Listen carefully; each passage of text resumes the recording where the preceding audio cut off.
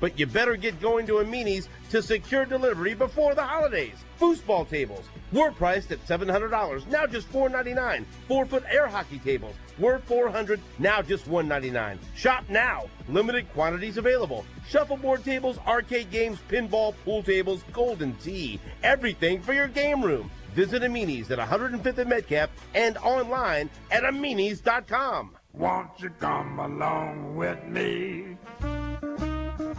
Come out to jazz with me. Laissez le bon temps rouler. Let the good times roll. That's what we do at Jazz. Papa Vic here to tell you about what's happening at your favorite restaurant, Jazz, a Louisiana kitchen. Economy got you down? You don't need a fat wall at Jazz. Come enjoy our succulent, home cooking, Cajun cuisine anytime. Come in and let Jazz cook for you. We partner with Proactive Protect to provide nanotechnology protection that sanitizes all our tables, chairs, and the interior of the restaurant. So come on in. Not comfortable coming in? Check out our website, jazzkitchens.com, and place your order online or through Menufy. Check out our dedicated curbside parking spots, and we'll bring the taste of New Orleans to your car. 3 locations, the original at 39th and State Line, and at Legends of Village West, our newest location in Independence at I-70 and 291, just east of the Cable Dahmer Arena. Jazz, all that and a bowl of gumbo, too. Say, Pop, you sure dig jazz. Jazz. Yeah. And there's always a party every night.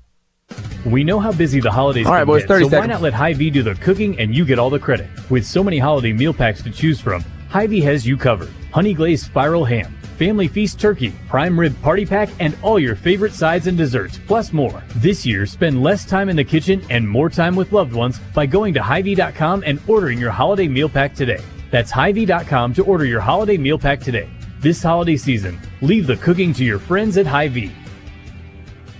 Kansas City's hometown sports station. Sports Radio 810 WHP Kansas City.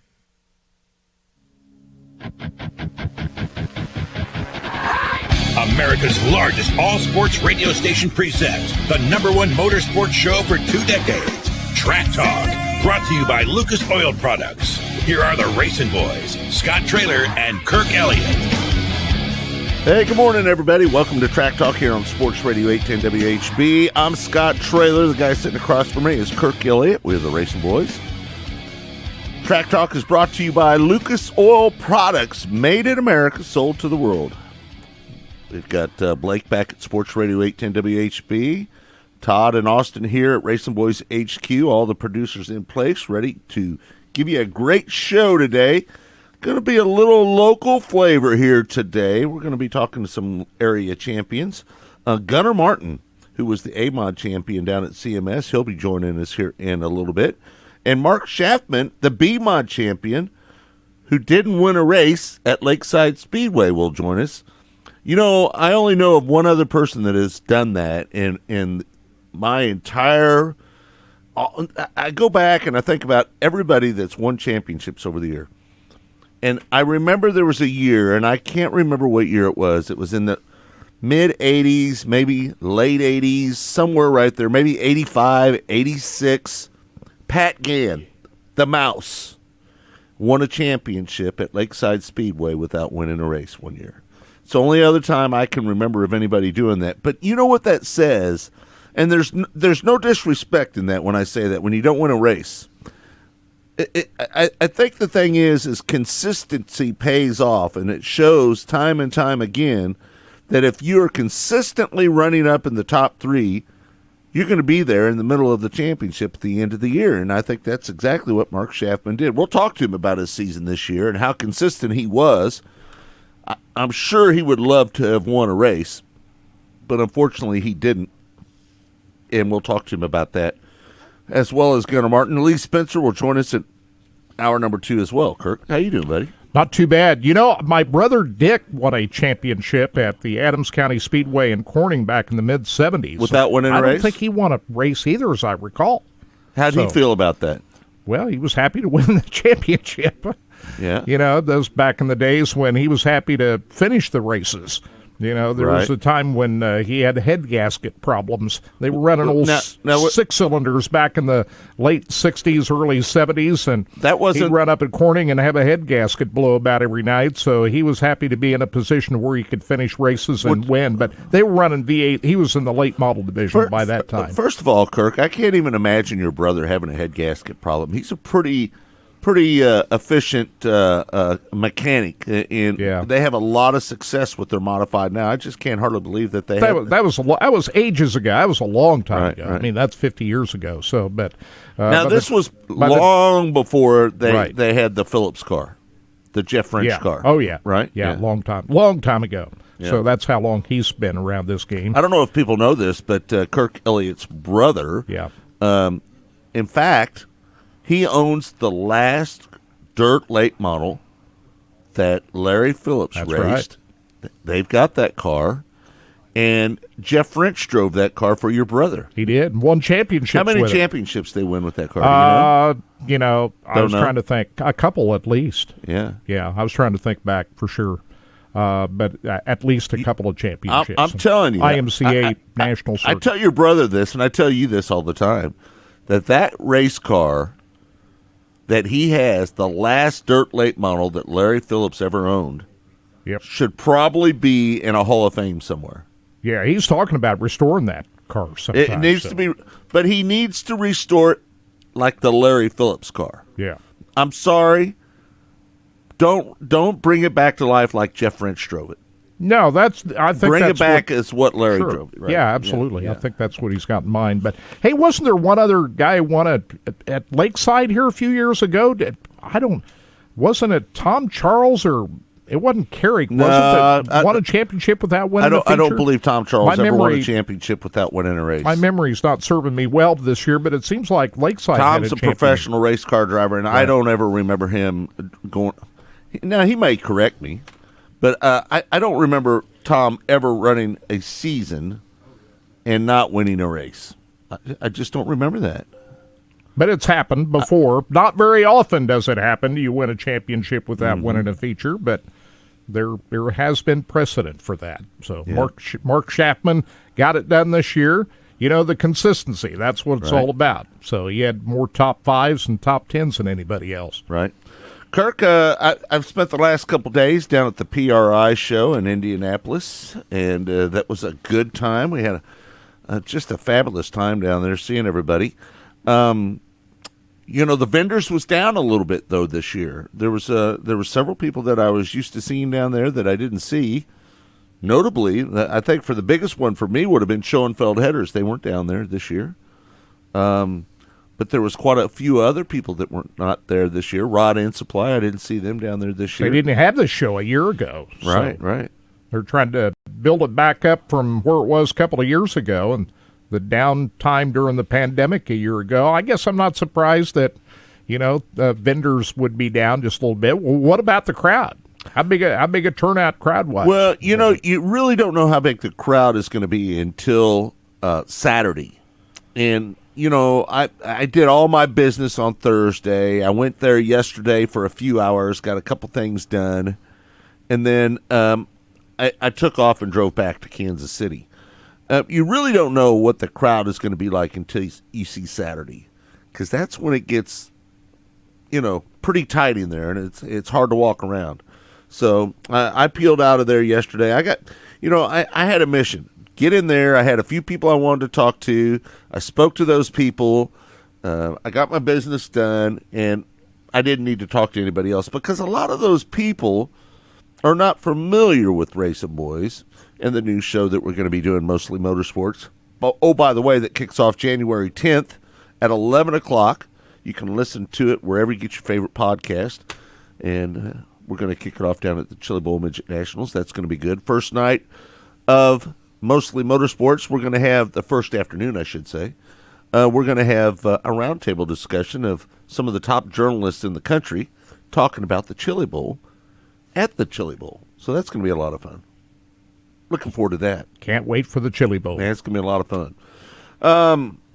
I'm going down next week to help Flo start setting up for the Tulsa Shootout as well. So I got to run into a lot of great people. Brian Carter from the World of Outlaws. Just spoke to a lot of great people down there. Our good friends at Flow, Michael Rigsby was down there. Talked to him quite a bit yesterday. So it was good to see the people that you don't normally get to see. You know, the PRI show, Kirk, it is as much as a social event as it is for going down there and trying to sell things. You know, there's a lot of media opportunities, a lot of media people going around recording interviews and whatnot. I wasn't there for that this year. I was down there on a mission trying to sell the show. But a lot of stuff going on at the PRI show. Now, it was 6 years ago today, maybe 6 years ago yesterday. Kirk Elliott and me, we're going to go to the PRI show. Kirk Elliott chose not to ride down with me. Kirk decided that he was going to fly down there, meet me at the hotel room so he didn't have to drive. He made old Scott Ruffett down there and drive down. So I get down there and I call Kirk and he goes, I got a problem. I said, what happened, Kirk? He said, I fell. I said, you what? He said, I fell crossing the street and I've hurt my arm. And so I said, how bad is it? And he goes, well, I'm not sure, but it hurts pretty bad. And so we decide. I get to the room, and I could tell his arm's not right. I said, Kirk, you have to go to the hospital. You have to go to the hospital. And this is about midnight, wasn't it, Kirk? Yeah. It didn't get any better. It wasn't feeling any better as time went on. and so, long story short is, Kirk had stumbled over a medium as he crossed the street, fell, and broke his arm. And we stayed in the emergency room until about 5:30 that morning. Did we have to get up and do the show the next morning? I think because it was a Thursday. It was a Thursday night to a Friday morning. There's some pictures of you getting your cast on, Kirk. No, I'd take that back. It was a Wednesday night to a Thursday morning is when it was. It was in the middle of the week. Was that the only time you've ever broke a bone in your body? Yeah, and that was the only time I ever attempted to attend the PRI show. And so you flew home after that. So I get to the airport. You know, I don't even go to bed. Look at that look on his face. Right. I get a return flight back to Kansas City. I don't even go to bed. And so I go straight to the airport, get on a flight, come back to Kansas City, set the arm. And I was thinking about it the other night because Iowa State basketball, you know, I'm a big Cyclone fan, and they always play on a Thursday night. And I remember getting that arm set and coming home and watching the second half of that basketball game. And here it is, 6 years later, they had that game on Thursday night. I remember flying back. You know, that's the last time I've been on an airplane, too, was that. I haven't been on an airplane since that flight back.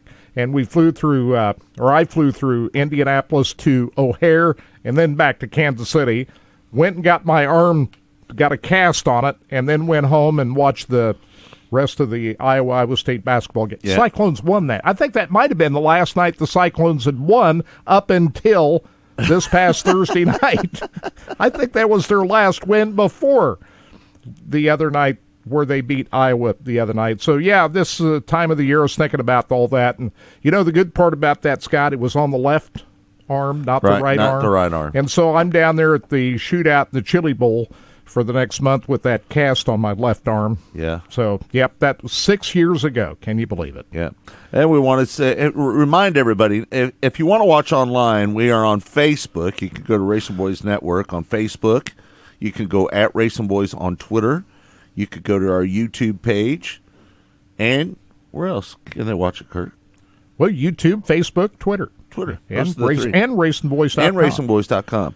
And you can find the replay wherever you find your favorite podcast. And, of course, we're here every Saturday morning on Sports Radio 810 WHB. Hey, it's a good thing you started back towards Kansas City when you did. You told me there were some tornadoes down there, huh? You beat those tornadoes on the way back. By just a couple hours. Right, because near where you drove by on the east side of St. Louis, right, there was a Amazon building that got destroyed last night, and I'm fearful that there could be some casualties there. Let's hope that's not the case. You were just ahead of all that. Yeah. No, well, let's hope that's not the case, Kirk. I think the biggest news of the week has to be the passing of Al Unser, 4-time winner of the Indianapolis 500, passed away at the age of 82. Bobby passed away not long ago at the age of 87. In May. May. We just lost Bobby in May, so there's 7. A couple patriarchs right there. 7 Indianapolis 500 victories right there between the Unser brothers.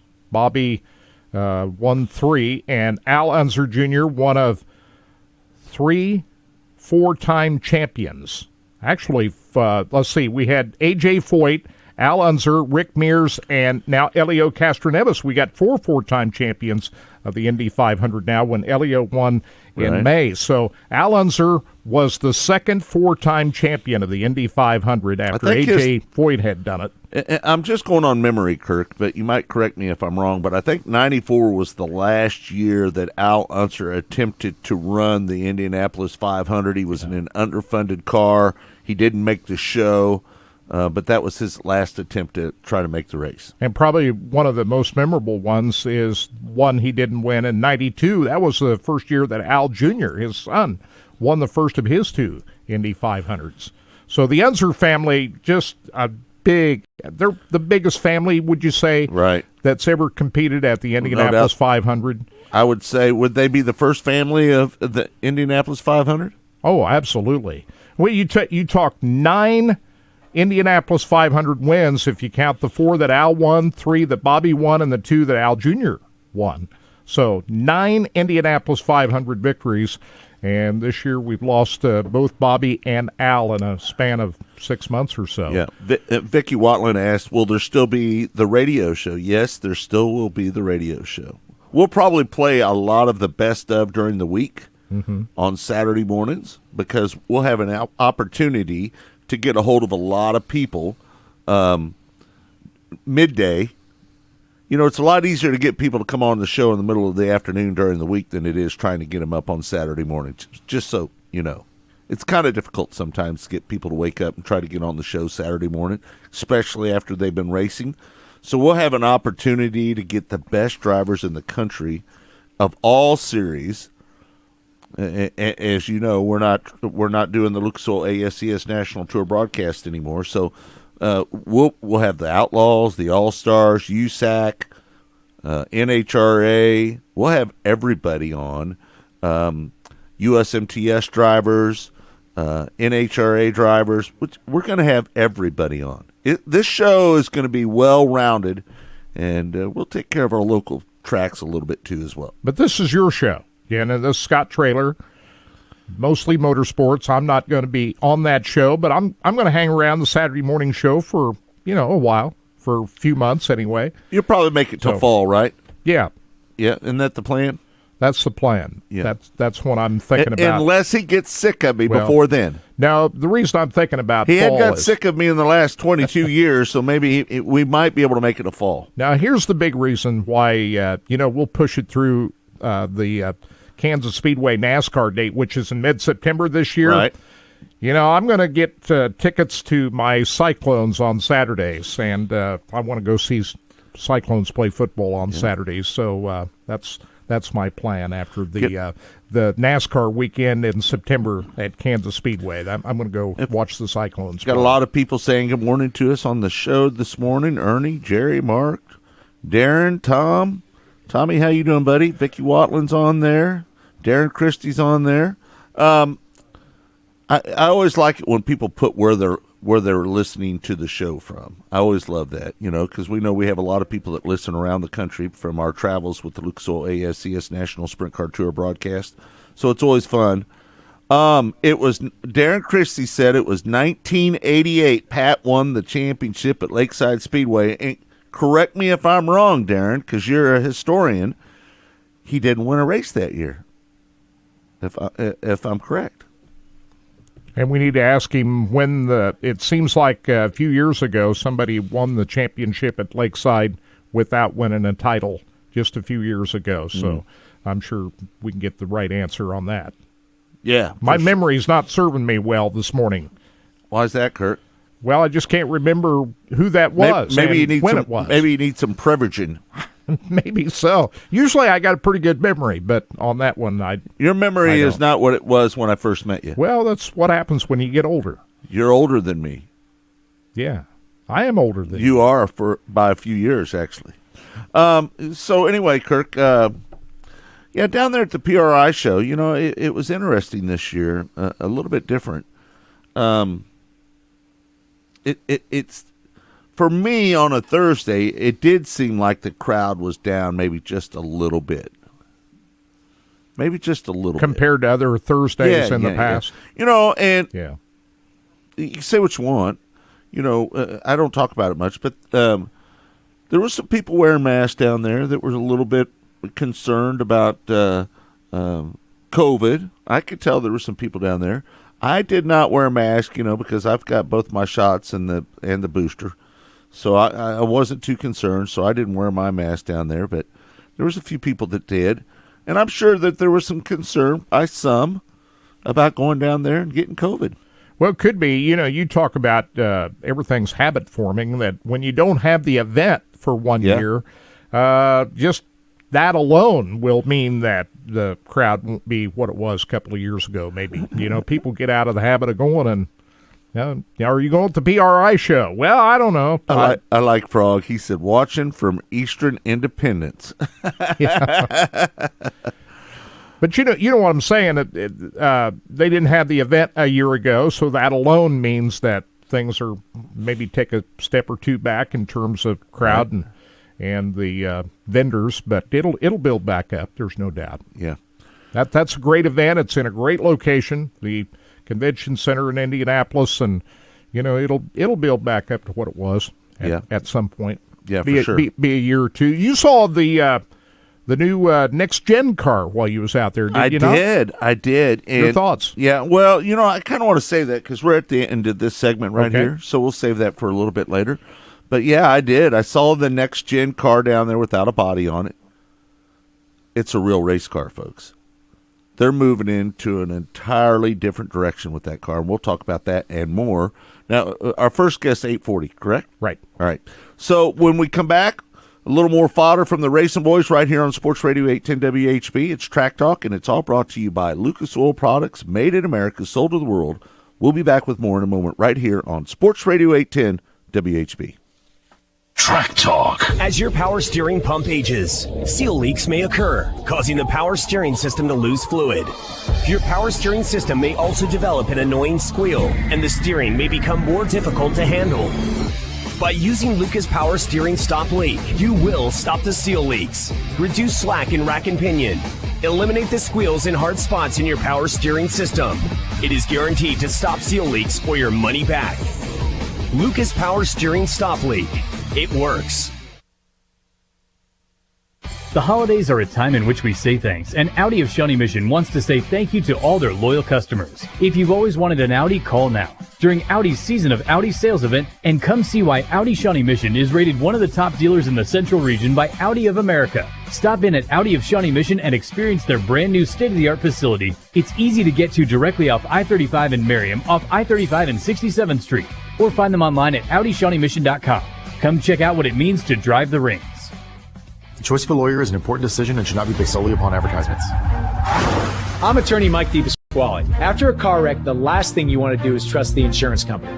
These insurance companies try to rip off good people every single day. My law firm won't let you get ripped off. We'll fight to get you all the money you deserve, and you don't pay us a dime unless we win your case. If you've been hurt, call me. I've got this. Mike's got this. All you need to know, 816-888-7500. Mike's got this. Gather near and bring the cheer this holiday season. Dazzle and delight the love of your life with a gift from Helzberg Diamonds. Don't miss great prices on stunning diamond studs, tennis bracelets, gemstone rings, and the year's must-have look, gold jewelry for stacking and layering. Another reason to go to Helzberg? Get a free Microsoft Surface Laptop Go with a purchase of $1,699 or more. Visit Helzberg.com or a store near you today. Limited time offer while supplies last. See online or in store for details. Hi, Chiefs fans. This is Clark Hunt. If you have an urgent orthopedic or sports injury, The University of Kansas Health System is open, safe, and has extended hours to see you quickly. You deserve champion treatment from the experts who treat the Chiefs. Request an appointment at kansashealthsystem.com/sportsmedicine. We're proud that the University of Kansas Health System is the official healthcare provider of the Chiefs. This holiday season, Alta Sciences is giving back and partnering with Giving Hope Food Pantry Kansas City. If you're in the Overland Park area, come and experience Alta Sciences' annual Holiday Music Light Show at 10103 Metcalf Avenue in Overland Park. The entertainment will run every day from 6 p.m. to 11 p.m. starting December 1st through December 31st. There will be an opportunity to make donations to Giving Hope Food Pantry during the event. Visit altasciences.com/AltaGivesBack2021 for details. We look forward to seeing you there. Happy holidays. Enjoy the great weather this fall on your new deck. It's time to head for Kansas City Deck Supply, the most knowledgeable source for decking in Kansas City. KC Deck Supply urges you to rethink the rail with Fortress railing products. Fortress offers strength you can lean on with industry-leading steel and aluminum railing options. Check out the newest location in Lee Summit at the Pine Tree Plaza Shopping Center, in the Northland at 152 Highway in North Oak, or in the Metcalf 103 Shopping Center in Overland Park. Online at kcdecksupply.com. Kansas City Deck Supply, for everything you need to build a better deck.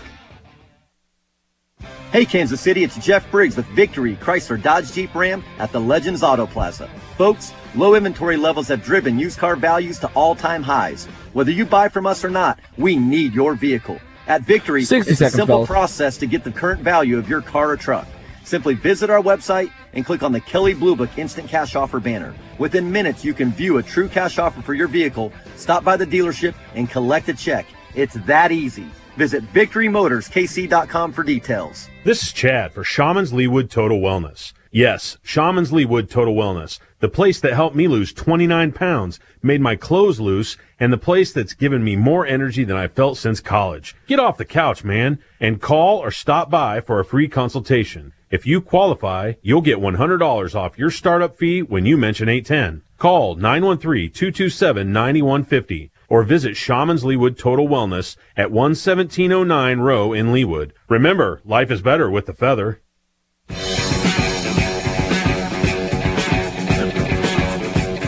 Welcome back. It's Track Talk here on Sports Radio 810 WHB and RBN, the Racing Boys Broadcasting Network. Don't forget, you can always watch online. And you can watch us on Facebook, Twitter, YouTube, Racing Boys, or you can go back and listen to it wherever you find your favorite podcast. We're all set up in that department as well. Kirk, I got to talk about something that we brought up right before we went on the air. Tonight is the Central Auto Racing Boosters banquet tonight, right? That is correct. At Platte County Fairgrounds in Platte City tonight. Still 70th annual. Still moving it all around. Of course, you and I both agree we always liked the Finnegan's It's Hall. gone now. That was. Did you know it's gone? Did they tear it down? They tore down the bowling alley in Finnegan's Hall. No way. Yes, sir. Yes, sir. How sad. I know it. It's more sad for me than maybe it is for you, Kirk. Yeah, but I enjoy. No. Let me just tell you a little story. Yeah, you got a longer history than I do. I knew Mickey Finn, right, that owned the North Kansas City Bowling Alley since the mid-'60s. My mom worked for Mickey Finn at King Louis East out on Troost. And I've known Mickey my entire life. And I did and back in the day, you remember when it was the Gold Buffet down there? I do. There were two Gold Buffets, one in Winterset, Iowa, and one in Did you ever go there and eat? Not when it was the Gold Buffet. I just remember the Gold Buffet in Winterset, Iowa. Right. Did you ever eat at that one? I did. Did you? Yeah. I'm sure it was similar to the one that was in North Kansas City. Yeah. Anyway, long story short is, my dear friend, who I consider one of my closest friends in my entire life, Mickey Finn, who owned the North Kansas City Bowling Alley, he purchased the Gold Buffet. And he decided to make it into a banquet hall. And at that time, I was in the moving business. And Mickey had me move everything that was anything out of the Gold Buffet. And it was a lot of restaurant equipment that I had to haul down to a warehouse that he sold it to a guy. I can't remember the guy's name. Anyway, long story short is I spent a lot of time moving stuff out of the Gold Buffet to get that thing ready for Finnegan's Hall. Mickey Finn spent a ton of money making that into Finnegan's Hall. And it makes me as sad as can be to know that they're tearing down Finnegan's Hall in the bowling alley to put in some apartments there. It just I hate that. It bothers me to no end. Oh, and on top of that, my Uncle Gene Simmons, who's no longer with us anymore, he built the miniature golf course down there at North Kansas City. He laid the concrete down and did all that. My Uncle Gene did that back in the day. So, yeah, it bothers me to no end. And my first job that I ever had was at North Kansas City Bowling Alley, working for Mickey Finn. So there's a lot of memories of me growing up there, bowling there, helping Mickey Finn with Finnegan's Hall. There's just so many things that go through my mind when I think about that section of property down there and everything that I went through and all the mischief that I went through. And, you know, I bowled in junior leagues when I was a kid down there, chased a lot of girls down there when I was young. Man, it was a great place. Just love that place.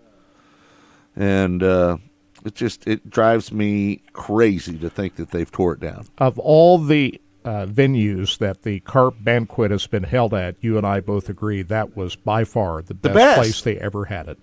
Absolutely the best place ever. Yeah. I mean, they had that nice stage up there and the whole deal. Yeah. I mean, you know, we're old enough to remember the old armory. And, you know, they moved But it you to almost had to carry a pistol when you went out to the armory. That would bring your own. Bring your own weapon. Bring your own, everything.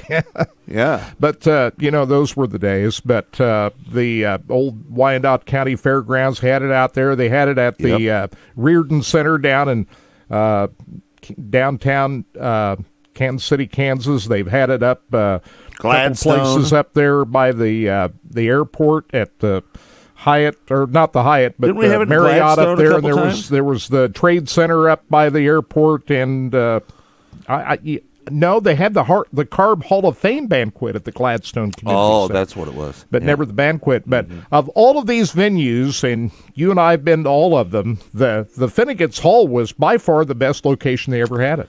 Kirk, let me ask you this. Let's just go into this topic here a little bit, all right? Is Carb what it used to be? Because I sit here and I look at the racetracks that are involved with Carb now. You know, back in the day, Lakeside, I-70 Speedway, Central Missouri Speedway. Those were the three tracks, right?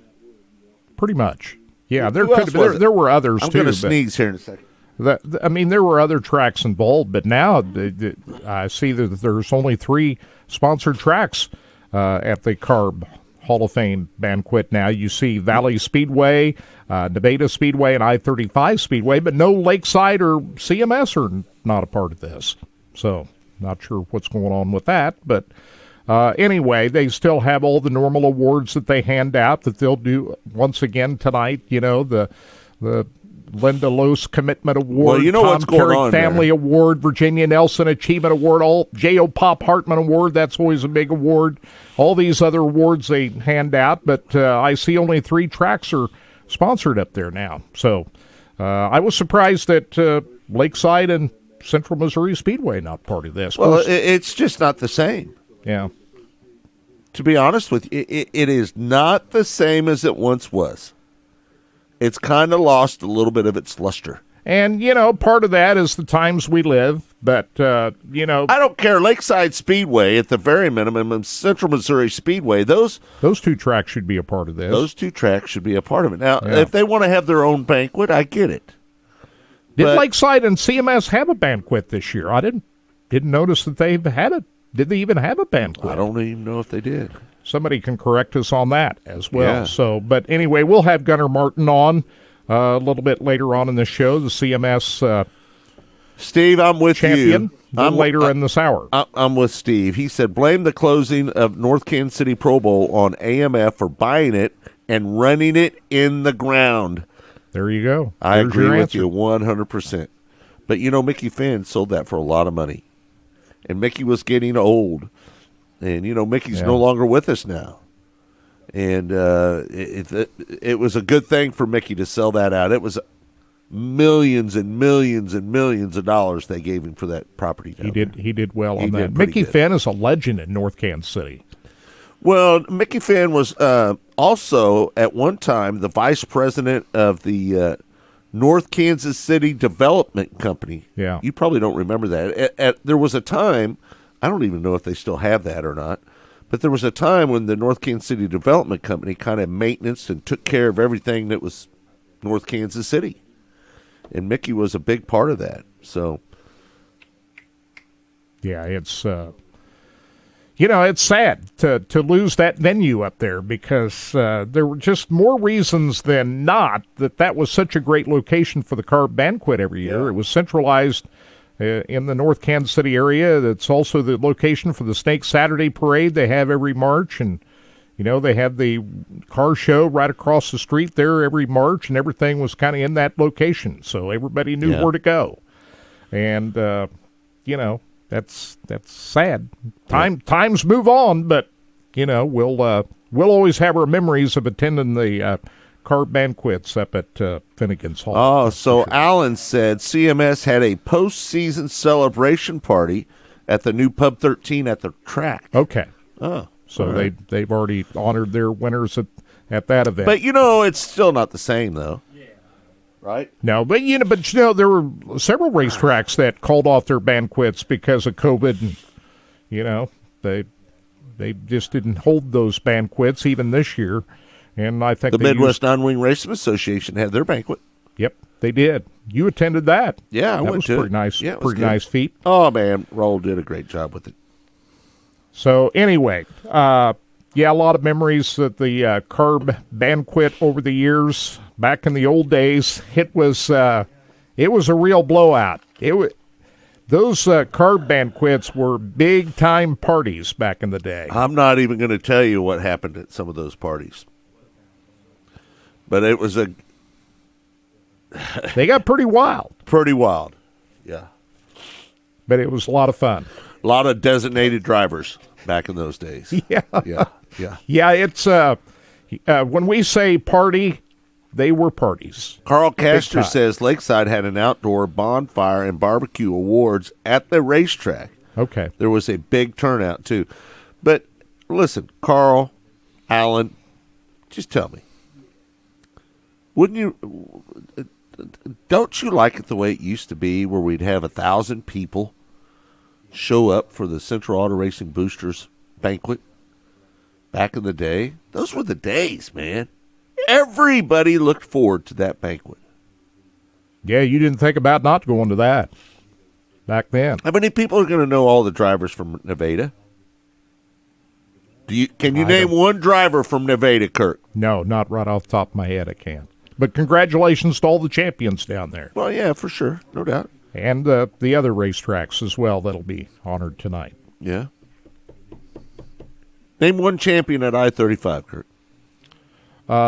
Did Kerry Davis win the championship up there this year?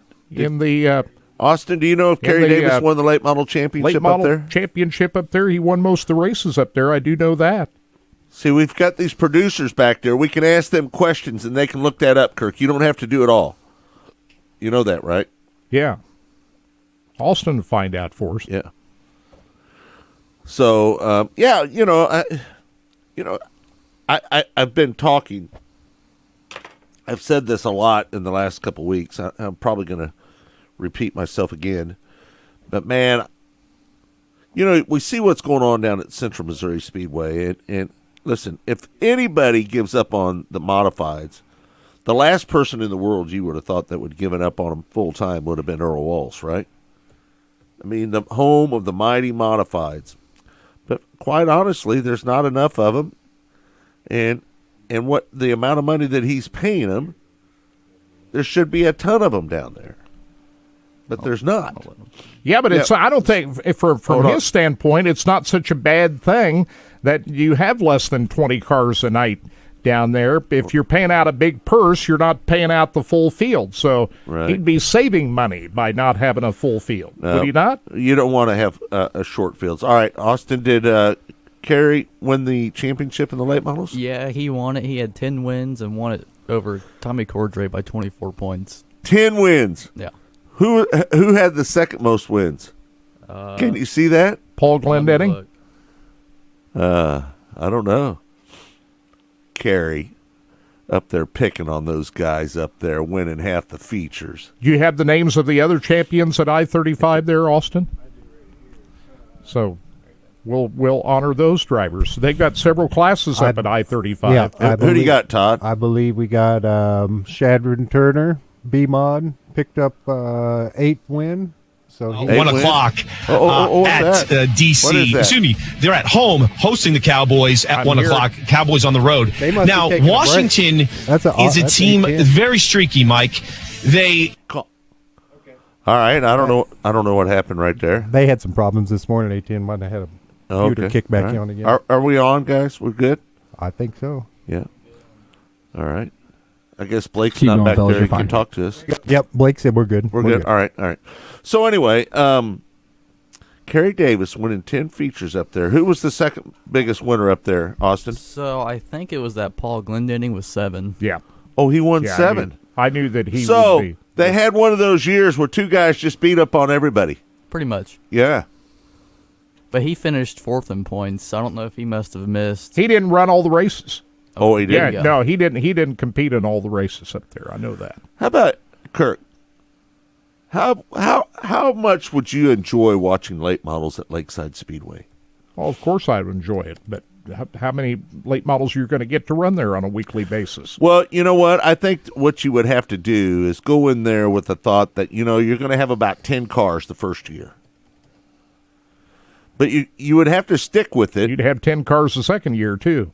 I think you'd add 10 more because I think the AMOD drivers could take their motors, from what I've been told anyway. I've talked to a couple engine builders. From what I've been told is that you could take your AMOD motor and put it in one of those ULMA cars and be fairly competitive with one of them. Now, you might not be terribly competitive. I mean, you might be close, but I think that's what you would see. I think you would see a lot of the guys give up their A-mods, go out and buy them a late model, and come back. The only reason I bring this up is, and listen, I've been preaching this for years, right? When I went to Riverside, when I went to Lakeside, every Friday, every Saturday night, it was late models. That's what I went for. Now, there was a period at Riverside when Riverside was really known for its street stocks. And then when 79 came around, the modifieds kind of started stepping in there and getting on the toes of the late models a little bit. But for me personally, I used to go to Riverside every Saturday night to see Gene Claxton come from the back and win the race. That's what I went there for, the Gene Claxton rule that Larry Castor made. And I just think that we need a racetrack around here. We don't have one racetrack in this area. The nearest one is I-35. What is that, 45 miles from here, Kurt? An hour north of Kansas City. About an hour north. Yeah. That's the closest racetrack that runs late models. Lucas Oil Speedway runs them. They're 2 hours away. Yeah. We need a racetrack in the greater Kansas City area that runs late models. Just like the old days when we used to go out and watch Steve Kosiski, Joe Kosiski, Joe Wallace, Terry Bivens, Gene Claxton, Rusty Hilderman. I mean, there's so many guys that we used to go out and watch. I'd be all for it. I just don't think you're ever going to see it. You're dreaming. We got those champions there up on the screen there. Yeah, Houston Johnson won the USRA Modified Championship. Tyler Cadwalder what in the hell is going on back there? USRA B-Mod Championship. Michael Knight in the USRA Stock Cars. Riley Yance in Pure Stock. And as we mentioned, Kerry Davis in the late model division. Michael Taylor in the economy mods. All right. Harold Robbs Sr. in Sport Compact. And Bobby Lane. Bobby Lane. Lane. That's a touring series there. Bobby Lane did win in that division this year. Okay. So there you go. All right, we're going to take a break. When we come back, we're going to have the AMOD champions from Central Missouri Speedway. He's going to join us. Gunnar Martin next, right here on Track Talk, and it's all brought to you by Lucas Oil, made in America, sold to the world. We'll be back with more right here on Sports Radio 810 WHB in a moment. Stay tuned. Track Talk. Next to your vehicle's engine, your transmission is the most important we're definitely having component some of your car. difficulties, but you guys have got all your stuff recorded, but apparently our transmitter lost power. By adding Lucas Transmission Fix to your transmission, it cleans and lubricates sticking valves. So I've been proper trying to, shifting. on the phone trying to get that taken care of, but so technically I don't know if I don't think we're going out over the air, but I've got everything recorded for you guys. I appreciate it. Like you said, I knew you had problems this morning with the first hour. So most of our people listen Your to Kansas us City on, Acura dealers are partnering with the quarterback web, sensation Patrick Mahomes in support of his charity, you guys should be 15 fine. Little Homies, a foundation dedicated to improving the lives of children by focusing on health, wellness, and providing resources for communities had computers in need. die, and now Test we got drive any Acura at transmitter J. Wolf issues. Acura and J. Wolf Acura of Overland Park, and they'll make a donation on your behalf. Well, Plus, like I said, we're all good, man. I got everything on our end over here, so work on yours. If you have any problems, just let us know, man. Make a difference at your Kansas City Acura like I said, I've got everything recorded on this, and you guys are coming through just fine. It's just the transmitter Let issue. Sports Radio 810 help you out with the 810 Job Connections program. Go to the community page at 810WHB.com and check out the list of partners that are hiring. Is your business wanting to hire? Email Sandy Cohen at scohen@unionbroadcasting.com to see how you can be a part of the 810 Job Connections program. See job opportunities from great companies like Ball's Food Stores, Ruan Transportation, Red Door Wood-Fired Grill, and Anthony Plumbing, Heating, Cooling, and Electric. Go to 810WHB.com/community. Hey, Ray Magliozzi here. I'd like to carry more parts at my shop, but I just don't have the room. Every time I go in the back to get wiper blades, I trip over a dusty crate of Honda air filters, then bang my head on some GTO radiator hoses. eBay Motors never has that problem. They stock all the right parts at the right prices. 122 million of them, with everything from new headlights to vintage gear shifters. I can't imagine being able to stock 122 million parts. I mean, where would I get all those shelves? eBay Motors. Let's ride. Every weekday on Sports Radio 810, tune in to hear Kansas City's favorite local lineup. At 6 a.m., wake up with the Border Patrol with Stephen St. John and Nate Bucati. At 10, it's The Zone with Jason Anderson. Now at 2, get into the program with Soren Petro. And wrap up your day on Almost Entirely Sports with Joshua Briscoe. Kansas City's hometown sports station. Sports Radio 810 WHB. The power of blue, the power of Miller. As the leader in the welding industry, Miller continues to partner with CK Supply as the local and trusted distributor for all Miller products. Since 1948, CK Supply has offered a combination of product, services, and technical support to meet your expectations. CK Supply is large enough to serve and small enough to care. Give their team a call and discover the difference. If you're looking for a new welding supply partner, support a local family and employee-owned business today at cksupply.com.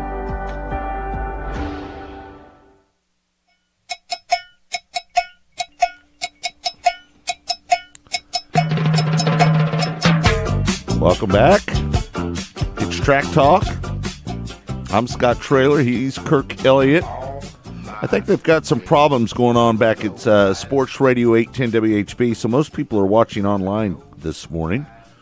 I think they had some transmitter issues back there, so they're trying to work through that. We know that Blake and all the staff back there at Sports Radio 810 WHB are working hard to fix that problem as we speak. So we thank everybody that's joining us online here today for the show. We've got a guy that is been around racing his entire life. And he was the AMOD champion down at Central Missouri Speedway this year. Gunnar Martin joins us on the show. Gunnar, how you doing, buddy? Good. How about you? How about that, man? Picking up that championship. You just keep winning races, man. It's in your blood, isn't it? I mean, we try to do our best, so. Yeah. You know. Talk about your season down there this last year, and how many wins did you get this year? I don't have that in front of me, Gunnar. How many did you get? We ended up with 9. 9. It should have been 10, but we ended up with 9. Uh-oh. A little controversy on one night, maybe? No. I mean, actually, it was a really good race. It was against 3 people, and coming to the checkered, it was 3 wide, and Dennis Elliott ended up getting it. So that was the number 10, and he snuck by and got it. But it was actually one of the best shows that I think we put on that year. You know, that's the nephew of my partner here, Kirk Elliott. You know that, right? Yeah. So let me ask you, Gunner, what a great season, picking up all those wins and everything. But, man, when you heard that they were going to drop the A mods, what was your feeling then when you heard that? Obviously we were upset. We supported Central Missouri Speedway for a long time. Forever. I don't know. I don't know if that was too good of a decision. I just feel like Warrensburg really never did like a driver's meeting. They never really sat drivers down and asked, what we can do to improve it or, help the racing industry out. They have always did their own thing. It seemed like to me, I'm not bashing the track at all. No, I get it. Missouri Speedway. Yeah. But it didn't seem like they really ever talked to the drivers as much as I think they needed to. But whatever happens. I hope the best for them, but that doesn't stop our racing, and we're just going to move on to bigger, better things. So would that mean that you're going to stay with the A mod? You're just going to go somewhere else? Is that? Or are you going to try to? Where do you think is the best place for the guys that are running A mods down at Central Missouri Speedway? And I know you're only speaking for yourself, right? But where would be the best place for those guys to go? It depends, I guess, kind of where you live. You could go to Lucas Oil Speedway. You could go to Lakeside. What's a guy's choice? Well, you can go to Humboldt, too. That's true. So, there's a lot of variety of places. Yeah, you got to drive, a little over an hour, but, hell, that's not a bad deal. So, I'm going to go where it's sanctioned. I know tracks that are not sanctioned, I think that hurts them. I know that sounds silly, but I think it does. I go for national stuff just because, if you're racing at a track for points every year and, the points fund is not crazy good at just a local track. And so you got to go for a little bit more. So if you can bounce track to track and go for a national championship or at least top 10 in points to try to help out, at the end of the year to refreshen your motor, or update some parts on your car, that's what helps. So I think not being sanctioned hurts. I think I tell you the truth, I think if Warrensburg never left USRA like they did, we'd still have, a decent car count that we usually had. But I think him not being sanctioned just hurt that really. And I don't think NASCAR was the right decision. I'm not saying it was bad because it helped us out a ton. But I think sticking USRA helped just because everybody ran that. Anybody that was running USRA could come to those races. When he did have his big shows and needed to be USRA sanctioned, you'd bring in more cars. But that's just something I don't know. I don't own a track, so I guess I can't really tell you what they think or how they process that. So a lot of people would say that don't let the inmates run the asylum. You know what I mean? And going around and asking the drivers. But I think you're correct. I think you got to go around and you need to talk to the drivers and say, hey, what do you guys think that we need to do to make this class more popular, get more cars down here? Let me ask you this, Gunner. Are the price of these cars getting a little bit too expensive? Of course. But as much as I talk about this and tell people, no matter what class you're in, if you're a competitive person and if you do have the financing available, you're going to spend the money. Right.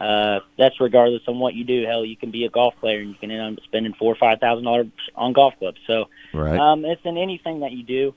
I did it. It is an extremely expensive sport. And every class is expensive. It's not just A mods. Hell, B mods are expensive. It's $40-something thousand for a B mod now. That's crazy. Yeah. Back when I raced B mods in the 2000s, it was $10,000, and that's expensive back then. It was $10,000, but you had a race ready top of the line B mod for $10,000. Now you can't even for $10,000. You can't even buy a motor for $10,000 for a B mod now. It's crazy, isn't it? Yeah, and that's just. That's all of them. I'm not saying that. Yeah, for sure. I get that. More expensive than A mods. Of course, A mods are more expensive, but that's just every class has gotten that way. Let me ask you, Gunner. Do you think we need to get back to where we can take some of this mechanical grip out of the back of these cars? Can we dumb down the back of these cars and get us back to where it's a little more affordable. You know, we see all this late model technology coming over from Lucas Oil Late Model Series, the World of Outlaw Late Model Series, and they're working it into the modifieds now, and you get all this extra grip and all this movement in the rear end and everything. Do you think we need to dumb it down maybe a little bit more? I mean, I don't know. I mean, because that's the thing; it can have pros or cons. So, yeah. Do I think that they change the rules too much and they hurt people? Yes. You know, every time they change a rule, they always sit there and tell us, "Oh, it's for the drivers to benefit the driver." Well, not necessarily. Anytime you change a rule, and now the part that we had is illegal, now you're making the guy that's working his butt off that can't afford to buy these new parts all the time is having to buy new parts all the time. So, right. Rule changes, I think, really hurt. You know, the racing industry. I think. You know, once you've set some rules up, I think it has to be there has to be a clause in there. It's like, hey, we can't change rules for 5 or 10 years. You know, I'm with you. I think they change rules too much. They allow things to happen too much, and they're going to do that to the B mods. I mean, the B mod was the E mod 10 years ago. Now look at them. I mean, hell, before too long, in the next 5 years, A mod will be gone, but they're really not because the B mod is the new A mod. So. Hey, I was just curious on this NASCAR thing. Looks like you finished 11th out of the overall national rankings here. That's pretty damn good. 18 top 5 finishes and 20 starts, and 24 times you finished in the top 10. That's pretty salty. But NASCAR pay out some pretty good money for this. What kind of funds did you earn from NASCAR for what you did? We haven't seen anything yet. They told us that they were sending out all the stuff the first week of December. 90.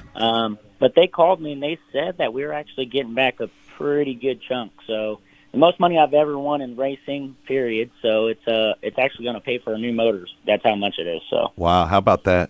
Well, Gunnar, it's been a pleasure to have you on the show, man. We'll have to figure out where you're going to. Do you know where you're going next year? Have you picked your spot yet? I will. The 75 Slayer chassis will be at Lakeside Speedway every Friday night. Okay. And Saturdays we'll be just bouncing around places. So we'll be going to Lucas quite a bit. We might hit I-35 a couple times, but just really anywhere. But Friday night will be our 60. Weekly show at Lakeside. Gunnar, thanks for taking the time with us. We're up against the top of the hour. Great job this winning the championship this year. And, again, congratulations, buddy. Yeah, congratulations, Gunnar. All right, well, I appreciate you guys. Thanks for letting me take the time with you guys and talk about our racing. So, all right, buddy. Thank you. Cool. There you have it, Gunnar Martin on the show. Hour number 2 coming up. You can watch it online. Got a lot of people watching online today because Sports Radio 810 is down. Come over and join us. It's going to be good. We got a lot going on. Hour number 2. Mark Chapman, B-Mod champion at Lakeside Speedway. Lee Spencer's going to join us as well. And it's all brought to you by Lucas Oil Products, made in America, sold to the world. For Todd, for Austin, for 30. Kirk, I'm Scott Traylor. I want to thank Blake back at Sports Radio 810 for all his hard work that he does every Saturday morning with us here on Track Talk. And again, watch us on Facebook, Twitter, RacingBoys.com, YouTube. We'll see 15. you. Hour number 2 coming right up. And again, it's all brought to you by Lucas Oil Products, made in America, sold to the world.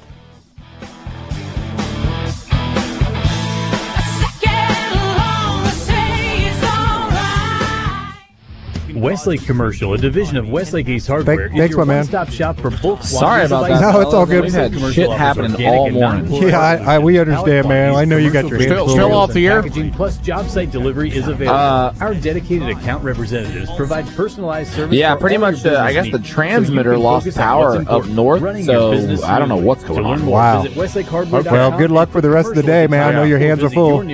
Yeah, they definitely will, or maybe they won't be. Maybe they won't be. All right, my friend. All right, thanks. I appreciate you guys putting up with it. Thank you so much. Oh, no, it's all good, bro. We know how it is. Appreciate it. Y'all have a good one. If you've always wanted an Audi, call now. During Audi's Season of Audi sales event, and come see why Audi Shawnee Mission is rated one of the top dealers in the Central region by Audi of America. Stop in at Audi of Shawnee Mission and experience their brand new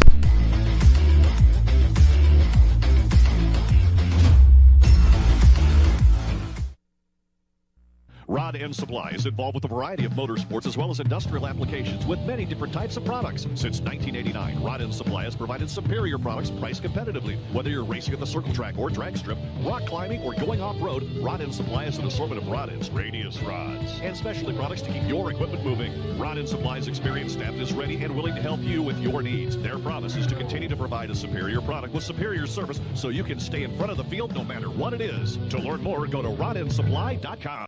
Zurich Specialty Sportswear in-house. We do all of the screen printing, all the embroidery. We do some vinyl. The other ad specialty items like your pens, magnets, notepads, calendars. You can actually buy that, build your business to make it larger. We have the largest screen printing process and the largest embroidery anywhere around in the area. We can do stuff all the way from your school clubs to sports teams, a professional look in the office. If you can imagine it, we can do it for you. Taking care of your car is a responsibility. It ensures the long life of your car and its expensive components. That's why Lucas Oil takes automotive protection so seriously. Lucas heavy-duty oil stabilizer bonds with motor oil to shield engines from heat and wear.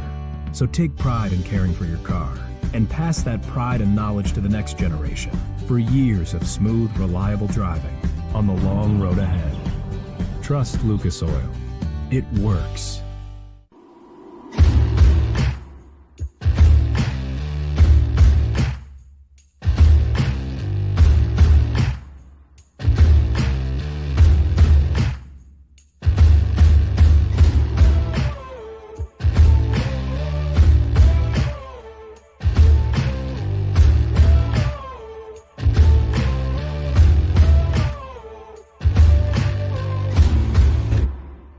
There is less than 1/100th of an inch of motor oil protecting your car's engine.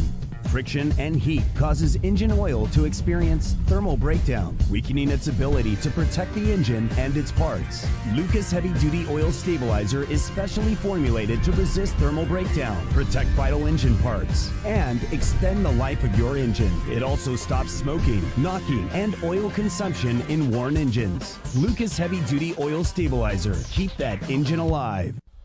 Alumatech Products is the premier aluminum cabinet company as well as custom aluminum trailer manufacturer. They specialize in custom cabinetry and production units. All the cabinets are built in-house by exceptional craftsmen. Alumatech Products also offer truck caps that are built from the ground up, starting with a framework all the way to a complete build. The folks at Alumatech are driven to produce quality, long-lasting products through innovative design to best suit you. For more information, go to alumatechproducts.com. Missouri's must play getaway. Osage National Golf Resort. 3 9-hole courses to choose from at the Lake of the Ozarks in the Osage River Valley. Stay and play packages in our first-class condos. A beautiful clubhouse complete with pro shop and exercise facilities. A large pool for relaxation and families. The Eagle View Sports Bar and Grill. Great wedding facilities. Go online and make your tee time today. Race fans, the National Sprint Car Hall of Fame and Museum is open 7 days a week, year-round, for you to come in and check out all of the wonderful race cars on display in the museum. And our online store at sprintcarstuff.com is open 24 hours a day for you to check out everything that we have in stock for sprint car fans. Whether it's for a birthday, anniversary, or Christmas, SprintCarStuff.com has it all. That's at the National Sprint Car Hall of Fame and Museum in Knoxville. We not only look to the future, we design it. Our excellence and professionalism in craftsmanship, quality, and safety is unmatched in the industry. We are proud suppliers to some of the most elite race teams in the world. We build it, you drive it. We are here to help you win. Next to your vehicle's engine, your transmission is the most important component of your car. If it's not properly maintained, your car may not shift properly. By adding Lucas Transmission Fix to your transmission, it cleans and lubricates sticking valves for proper shifting, renews worn bands to stop slipping, stops seal leaks, will not void new car warranties, contains no harmful solvents. Lucas Transmission Fix. It works. Hey, this is Larry the Cable Guy, and you're listening to Racing Boys, and if you ain't listening to them, you get out of the country because you're a communist. I love the Racing Boys. Like Mater says, they make me happier than a tornado in a trailer park. You know, the funny thing about that is the Larry voice and the Mater voice are exactly the same. Get her done! Welcome to Hour 2 of Track Talk on the Racing Boys Broadcasting Network. Brought to you by Lucas Oil Products. Made in America, sold to the world. Here again are the Racing Boys, Scott Traylor and Kirk Elliott. Hey, welcome back. It's hour number 2 of Track Talk. All brought to you by Lucas Oil Products, made in America, sold to the world. Thank you, Austin. And we are back. And as you know, hour number 2's usually a little bit more fun than hour number 1 because we're a little restricted, hour number 1, because we're on Sports Radio 810 WHB, which we weren't on this morning, Kirk. Maybe for just a little while. Maybe a little bit. For the first segment, I think we were fine. Were we? And the transmitter went down. Right? Now you have a Well, high-pitched sound coming through the airway. So good luck to our guys over there. I know they have a busy, you know how that is. Oh, Saturdays especially. College game days supposed to be on right now. And you're going to have, I mean, oh, God. I felt bad for him. You could hear him. But at least we are set up to, you know, really, we have a lot of people that watch us online. You know, it's funny, Kirk. You know, I was watching the nightly show over there on 810. And, you know, not dogging on those guys at all. Kind of, but not. You know, they'd have 3 or 4 people watching their broadcast. Well, it's a local show. We're national and worldwide. Racing Boys, well, that's a big difference. I don't know if we're worldwide or not, are we? We're worldwide. We might be worldwide. We got listeners in Australia. We're like Paul Sides, we're worldwide. We've got viewers and listeners in Australia that we had built up while we were doing the Chili Bowl all those years. So there's people all over the world know who we are, Scott. I don't know all about that, Kirk. So that might account for the difference in the numbers. But, you know, it was amazing on how many people spoke to me about, you know, when I told them that we'd given up the just so you know, I don't know if I've told anybody this or really went into details about it on the air. But, you know, Kirk and I had decided this year that, you know, last year we were contracted, our company was contracted by Flow. Put it on this one right here, Austin. Was put on. We did the broadcast for them. Yeah. They hired us and our crew. We managed it, and we did the Chili Bowl last year, and that was fun. We enjoyed it. They gave us a budget. And very, very proud of how that all worked out. It really came out really well, you know, as it has for the last several years, right? How many years did we do that, Kurt? We did that 8 years of video, plus another 8 years before that of just audio. Live audio. Right. So we were broadcasting live out of there for 16 years. Crazy. That's incredible. But anyway, long story short is that you know, I think last year was our best broadcast. I think so. No doubt about it. Yeah, I think it was our best broadcast. But, you know, with Kirk bringing his retirement into play. I'm the one that pushed you into this.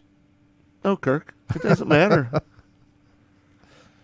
Because let me just say something, first of all. You know, because Kirk decides he's wanting to retire and he's going to get out of here. I told you that 2 years ago. Right. I've been hanging on to his pant leg, trying to not let him leave, right? You know, I've done everything I can to keep Kirk around here because, you know what, to be honest with you, I don't know what life's going to be like without Kirk Elliott. Oh, I'm not, unless I die. It's not going to be fun without Kirk Elliott. I'm still going to be around some. It's not going to be fun without you. You're just going to have to fly on your own on this deal. I'm willing to do it, but I'd rather have you sitting across from it because I've looked at your face. We might look back and say, hey, you know, it was a whole lot better when Scott was doing it himself. No, you know? They won't say that. Wished he'd have done it a lot sooner. There's not one person that will say that, Kurt. Not one person that listens to this show will say that this show is better with just me. Now that he's got ridden of his sidekick, Kirk Elliott. No. The Scott Trailer, mostly motorsports, will really take off. No. I'd rather you be there with me.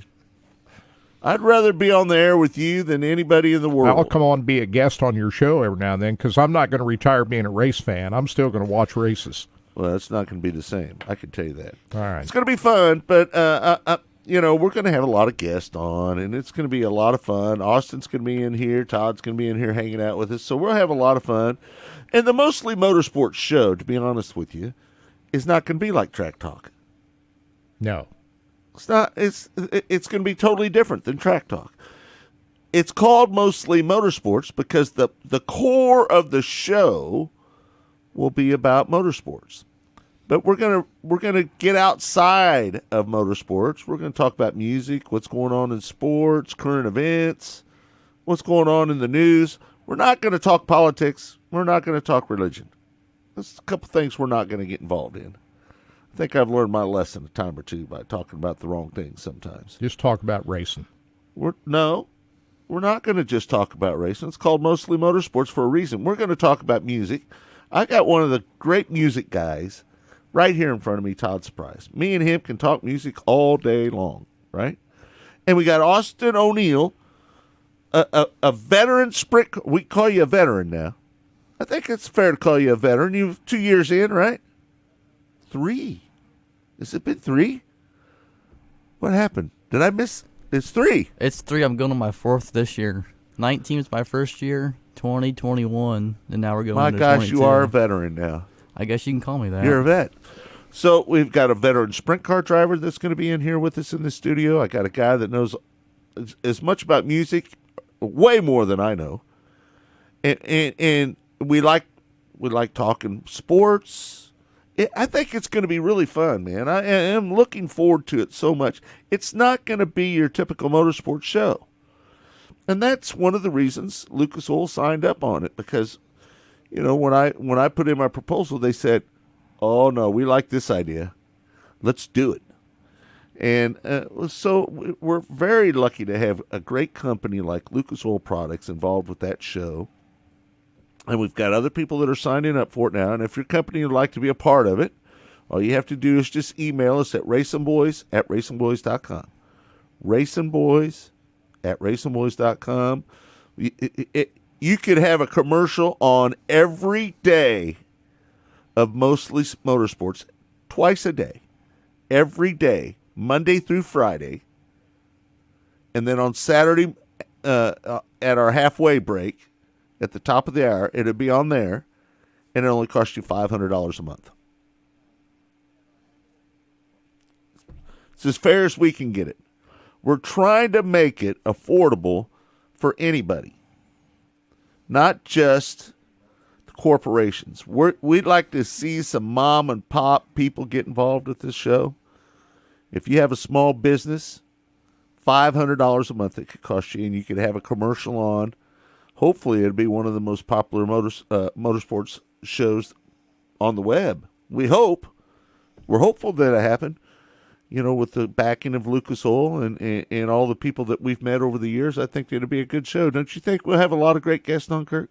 Well, yeah, absolutely. At that time of the day, you should have your pick of any guests you want to have. Yeah.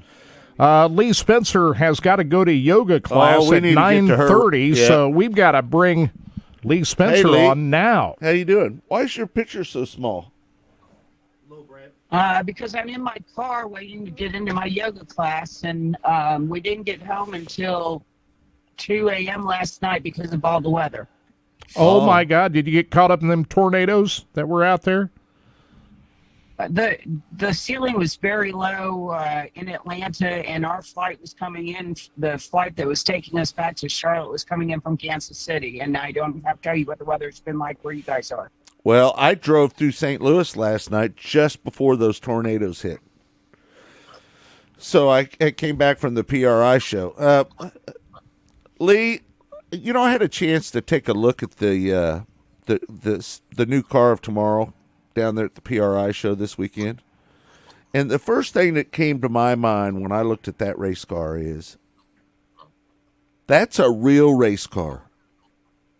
This isn't a truck arm car. It's got independent suspension on every corner. They've got this rear end with the transmission built into it.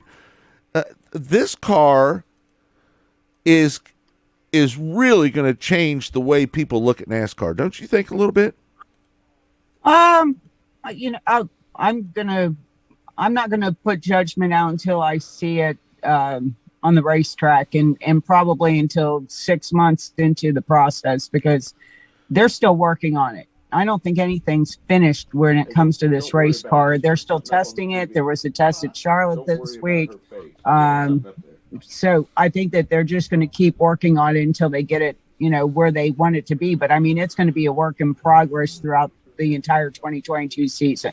I know they've got a lot of things to work out on that car, but when you look at it, to me, because we were racing these cars with these 1971 truck arms on these cars for the last, 50 years, right?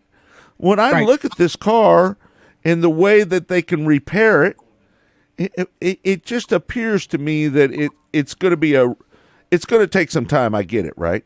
But I think in the end, that car is going to be a better car than what we have now. And I think it might cause the drivers to have to really drive these cars a little bit more.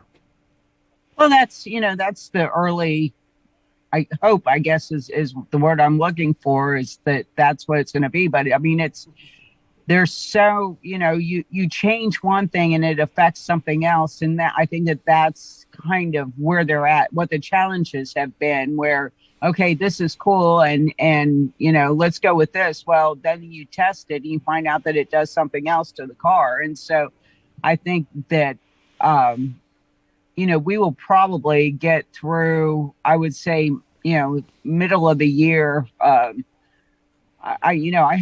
hope it's before the playoffs, but I think it's going to be probably summer before we have a really good idea what's going on. Right.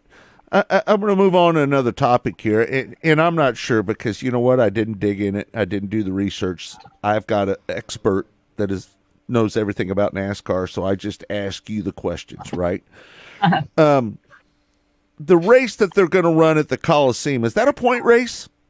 No, that's the Busch Clash. It's like any other, that's kind of like the appetizer for the 2022 season. And, they're going to be putting it together pretty quickly, because after they have the bowl game, then it's going to be, let's construct a racetrack inside of the stadium. And so it's going to be interesting. I'm sure they'll do like one of those time-lapse cameras, right? Yep. You can see what happened from start to finish. Right.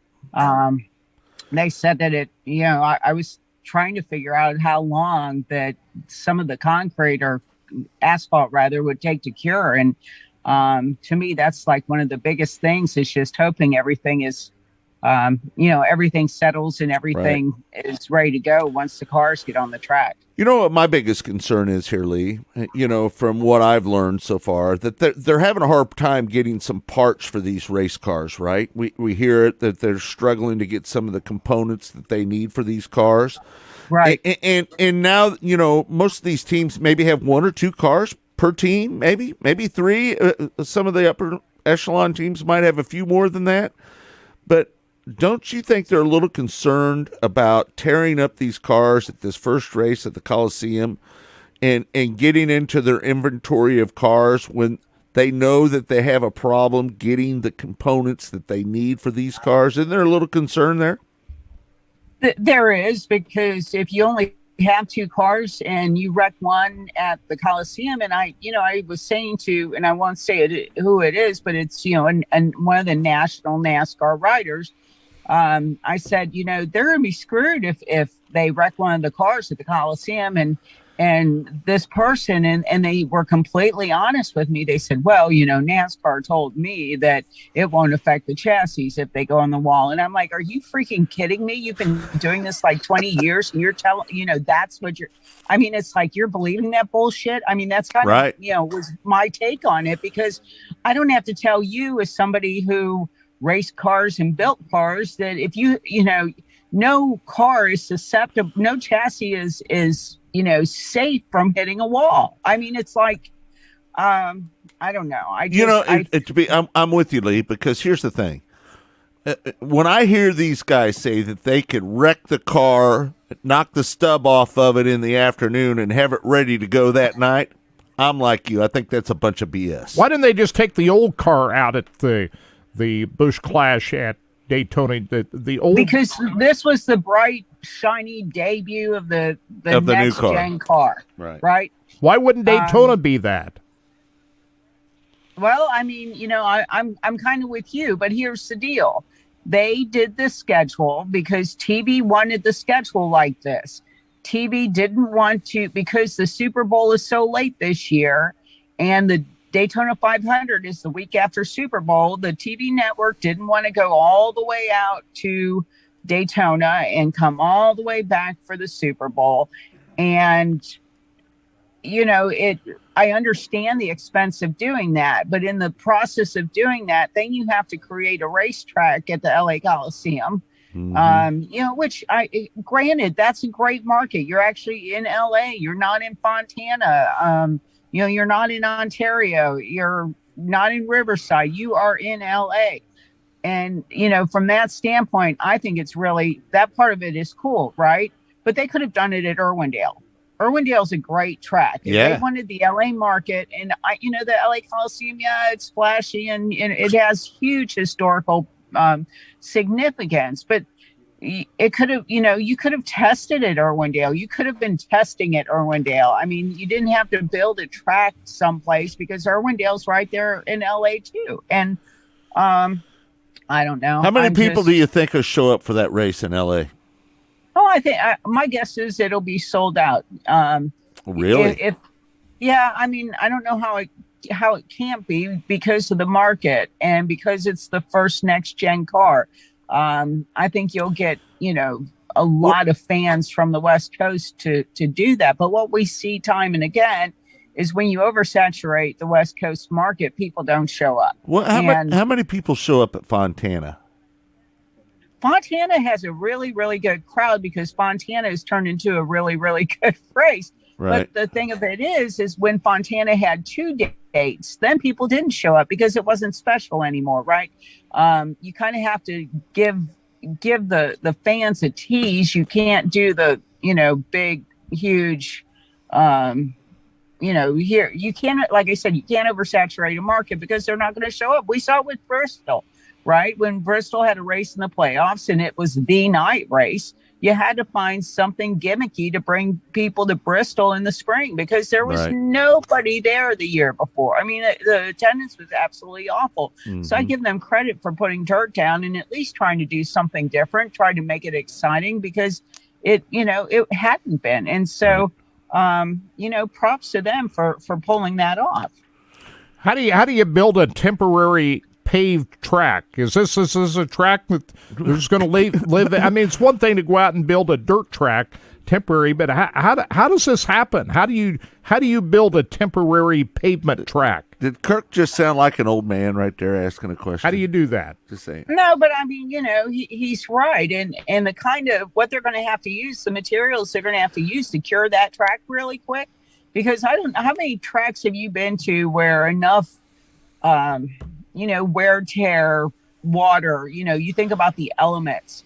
How many times have we seen tracks come up because of water, right? I mean, fortunately it doesn't rain in Southern California too much, but if let's just say because of how crazy the climate is right now, let's just say that they get rain, from January to February. I mean, I don't know. I'll be there, but I mean, I'm thinking about going. I mean, I'll be there, but I mean, it's going to be interesting. Yeah. Well, to me, next year could be one of the most interesting years that we've seen in NASCAR in the last 25, 30 years. Don't you think, Lee? Oh, absolutely. Absolutely. I think racing in general, because, you have NASCAR, you have a lot of people, you're going to have a lot of rookies next year in NASCAR's Cup division. There's been plenty of news in the off season about driver changes and, people selling charters and teams merging. And silly season's been really, really crazy this year, right? So that usually portends for a really interesting following year because you're checking the progress of what's developed since these people have made these moves. And so that, from that standpoint, it's really interesting. And then you've seen this huge shift now with the schedule. And so we're going to new venues like, St. Louis and Portland, and that's going to be interesting. And then you look at open wheel racing and you see the mass exodus from midgets to sprint cars. Yeah. And, I interviewed I wrote the story yesterday about Chase Briscoe's driver, Jordan Kinzer, who, and he's very fortunate because he's in a position where he can say, I was like, after all these years, you've been racing since you were 6 years old. How come you never ran a midget? And he said, financially, it always made more sense to do sprint cars. Well, this is something this kid's known, since he was, since he went to sprint cars when he was 16 years old, right? 12 years he's been running sprint cars and never saw the financial viability of running a midget. So that's why he always drove a sprint car. And so we're seeing that a lot with these smaller teams and, how it's like, it's not going to be one of these deals where you spend your entire career in, driving a midget and, wait for the opportunity to come in. I think that, you look at Sunshine and the success he had, right? Well, he's probably stayed a little too long, right? Yeah. But, now everything is hunky-dory and he's on to the next great thing. But, you look at Emerson Axum. He, a couple of years and he's gone. He's not waiting. Buddy Kofoid won the championship. He doesn't want to, spend any more time in midgets. Chris Wyndham, he's gone. Well, Wyndham's not, age of a Kofoid or an Axum, right? Well, that's true. Right. He's like a journey. Go ahead. I was just going to say, this is nothing new. We've seen exodus from midgets before. This has happened. I'm going to tell you something. The Chili Bowl will always be the Chili Bowl. But hold on. They'll always draw these guys to the Chili Bowl. But be fair, though. Midget racing in the last 3 or 4 years has been exceptional. Oh, absolutely. Yeah. And it's going to keep being exceptional because you keep getting these kids, bringing them younger and younger and younger into the sport. And you heard the story about Kyle Larson talking about, going to the racetrack and then watching videos of his performance on the way home. When you have a situation like that and these kids are getting really savvy about how they train for racing, it's going to change the complexion of the sport. Yeah. Well, I don't know. I'm looking forward to next year because of the new show. I'm going to really be paying attention to a lot of different things outside of open wheel racing, late models, modifieds, drag racing. I'm just so looking forward to next year and everything that's going to be about mostly motorsports. I think that's going to be a lot of fun. And Lee, let me ask you this: Do you think that Kyle Larson, because of his ability to drive a race car, will have the same success that he had this year as he had last year? Based on his talent alone, do you think that he could repeat and be a 5 to 10 time winner next year? Do you think he could do that? Oh, absolutely, because I think the one thing that we know about Kyle Larson is his adaptation to race cars is probably better than anybody else in the sport. For that very reason alone, I think he'll pick up right where he left off. And as I said, maybe it was your show. I don't know if it's your show or another one. If Chad Knaus was his crew chief, I think you'd see a longer streak than what Jimmy has. Do you think there's any piece of Chad Knaus that wants to be his crew chief, or do you think? I don't think it keeps him up at night, but I'm sure he's dreamt about it. And on that note, I've got to get into my class. All right, go in there and stretch and hum and do all those kind of things you do at your yoga class. Thanks for joining us, Lee. We love you. Take care, gentlemen. All right. Thanks, there you have Lee. it. Lee Spencer, joining us on the show. Who's going to struggle the most in this new car? Is it going to be like guys like Harvick, Hamlin, the veteran drivers? Who's going to struggle the most with the new car? When you sit here and you think about it, I mean, you look at Stewart-Haas Racing last year. Let's just use them as the example, right? Did they get one win last year, I think, didn't they? Just as a team. They Eric Almirola, that's it. That's it. At right? New Hampshire. Right. Yep. But I think that was a more reflection of Ford, the product, Ford. I do. And the reason I say that is because if you remember right, there was a moment when they found that the Fords were doing something with the wheel wells. Right? Remember that? Yep. The whole wheel well issue. And whatever they were doing in that wheel well, because remember, the year before, what did Harvick have? 8, 9 wins? Had 9 wins in 2020. Right. So Harvick had these 9 wins the year before with this wheel well that was designed the way it was. But NASCAR went to him and says, you can't do that to the wheel well anymore. And the moment they took that wheel well away from him, they went backwards, and they haven't been the same since. Now, this is a Ford thing. Now, with the new car, does that change things? You know, when you look at a NASCAR team, you got to look at it as the good teams have the best people. Hendrick Motorsports has the best people. Joe Gibbs has the best people. Yates has the best people. You know what I mean? Penske. So the cream always rises to the top.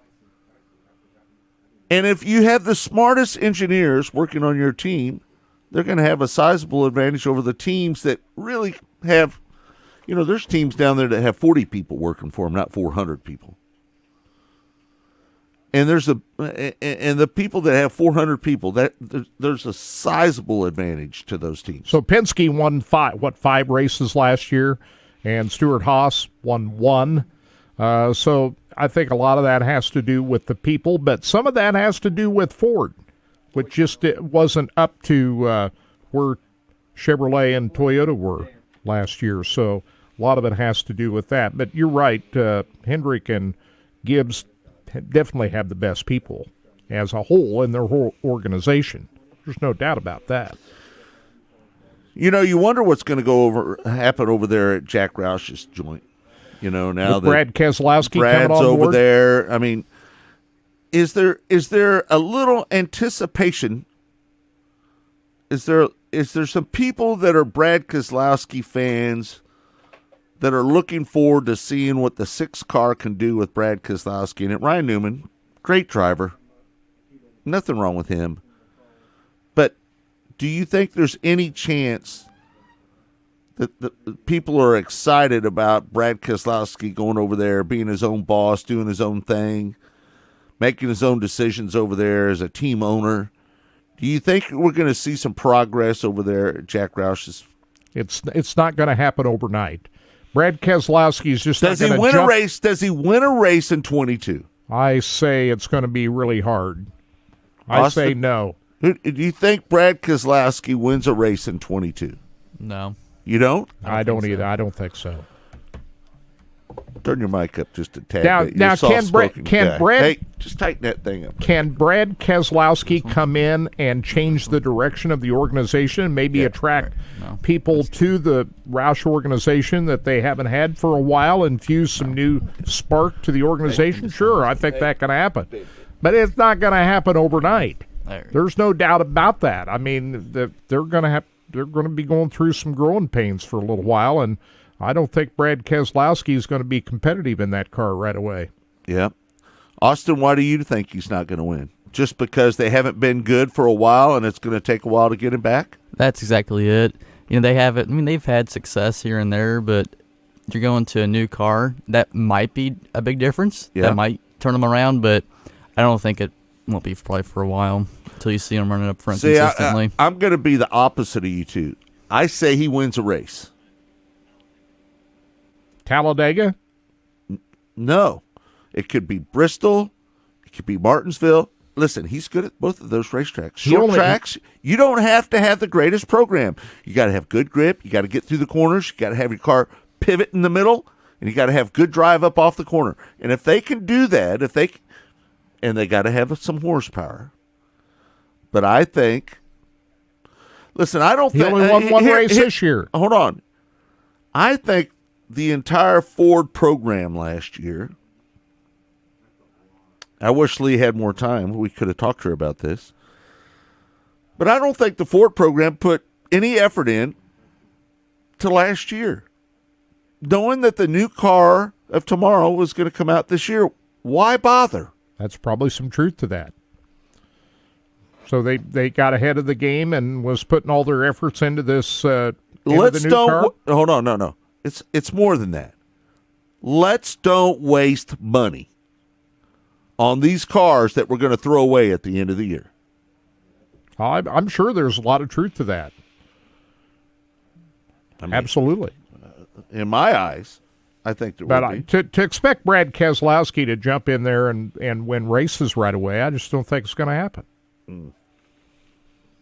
Maybe in a couple of years, 2-3 years from now, they get things built up. Could Roush organization come and return back to its former glory? I suppose that could be possible, but it's not going to happen right away. Mm-hmm. Mm-hmm. Hey, did you hear about our friend Dan Robinson? He's got a new job. Listen, I don't know if people know what's been going on with Dan Robinson in his life, but, he's no longer with Lucas Oil Products anymore, or Lucas Oil Speedway.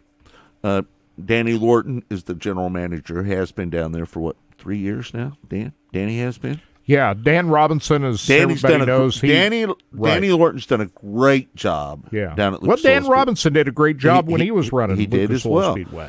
But Dan no longer with Lucas Oil Products, and he is taking a job with Accelerated, and announced that Dan Robinson will be the new Chief Operating Officer over there for those. Now, is that the same organization that promoted those dirt races at Bristol? It is. It's Barry Braun owns that. Not the NASCAR race. They had the other classes of cars on the dirt at Bristol, and that organization promoted those events. We're trying to get a hold of Dan.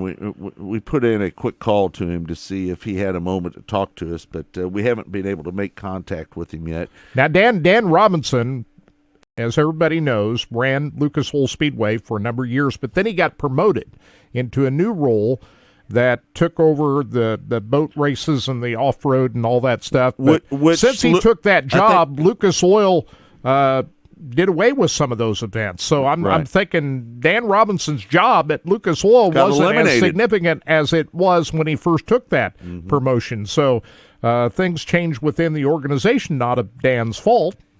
But anyway, as you pointed out, he's no longer with Lucas Oil, and he's got this new gig now. This seems pretty significant to me. You call it the CEO? COO? What's his role at this Accelerated? Chief Operating Officer. COO, they call it. So they also stream races too, do they? I mean, they have Texas Motor Speedway, Las Vegas Motor Speedway's dirt track. They do some pretty big size events. Barry Braun. They promote those events. Listen, Barry Braun's been around a long time, right? He's been around a long time. He's rubbed some people along the way a time or two, but that's okay. We all rub each other wrong sometimes. Well, we like Dan Robinson. We wish him well. I wish nothing but the best for Dan Robinson. So, that's big news. Significant news. Came out this week. There was a rumor going around that he was going to go to Flow. Yeah. I don't know what happened there. Well, what job would he have at Flow? I don't know. They got plenty of jobs. They've already got good people at higher management at Flow. They've got like 800 broadcasts they're doing at Flow. Oh, I see. But as far as management position, they need people at Flow. Yeah, but as far as an executive and a management position, Flow's already well taken care of in that regard. So what position would he have at Flow? How do you know that, Kurt? How do you know they're? I just know they're good people up at Flow. How do you know they have enough people? No, I'm saying an the kind of role that Dan Robinson would. Kirk, are you privileged to know what's going on behind the scenes at Flow? All I'm saying is Dan Robinson took a role as a COO at Accelerated. Yeah. Now, what kind of a similar position of that would he have at Flow? Well, I don't know if he'd get a COO position. But it's Flow. It's not Accelerated. But he wouldn't be running. Listen, let's just call a spade a spade. Accelerated has changed their name 7 times in the last 20 years. He says that Accelerated was founded in 2003. No, it wasn't Accelerated in 2003. It was something else. They've changed the name of it 7 times, probably. Well, the best of luck to Dan. We wish him well. That's all I can say is I just wish the best for Dan Robinson. Yep. Good guy. None better, really. Yeah. He's a great guy. But I hope that he does well. So. Hey, they honored the champions at the USAC banquet last night. We've got a photo on racingboys.com. Boy, it sure looks great to see these guys dressed up to the nines. The 3 champions of USAC. Brady Bacon in a suit. Boy, he looks like $1 million as the champion of the AmSoil National Sprint Car Series and the NOS Energy Midget Series champion Buddy Kofoid, and also Cody Swanson winning the Silver Crown Championship. Proud of all Brady, honored man. at the banquet last night in Indianapolis. So proud of Brady. He's just done so good over there, man. It's just unbelievable what Brady Bacon has done. He's the man. I had a chance to talk to Buddy Kofoid down at the PRI show. I was hanging out with him and Steve Post for a little bit. And Buddy's such a good kid, man. He's a really easy guy to like, man. I met his parents, too, while I was down there. And just you could tell that he was raised proper. And he's just a good kid, man. I don't know what the future holds for Buddy. But I'm sure NASCAR is in his future. He's going to make a lot of money down there at some capacity. I'm not sure what it's going to be. He's a wheel man. Oh, man, he's got it going on. Get her done, man. Hey, another great guy, Tim McCready, was honored as the Lucas Oil Late Model Champion last night. They had their banquet also last night out in Indianapolis. So congratulations to Tim McCready, his first ever Lucas Oil Late Model Championship. Good guy. Yep. Kirk, let's talk a little bit about ASCS. They put out their national schedule. I like it. I love it. Well, there has been some positives and negatives, and to be honest with you, I don't understand the negatives. To be honest, all positive in my book. I just don't get it. I don't understand where people are so upset with the schedule that they have this year. Why would they be upset with it? Well, listen, here's what some people are saying. And listen, I'm only repeating what they're saying, right? I'm just repeating what they're saying. Some people are saying now it's more of a regional schedule because they don't go to the Pacific Northwest. They don't go to Pennsylvania. They're not going down to Yuma. Originally, they were talking about going to Yuma and then having a few dates up in California at the start of the season. Those were going to be non-point races. But to be honest with you, as a person that's traveled with the Lucas Oil National Tour for the last 13 years, as much as I love going to Skagit and Grays Harbor, as much as we like going up to Belgrade in Montana, or Black Hills Speedway, or any other one of the racetracks up there in the Northwest, it's cost too much money for the teams, and it just doesn't pay enough to go up there and do it. And I'm speaking now on terms of, for Kirk and I. When we do that broadcast, here's the problem. You got 1 weekend at Skagit, you got 1 weekend at Elma. Then you have an off weekend with no racing in between that and when you race at Belgrade.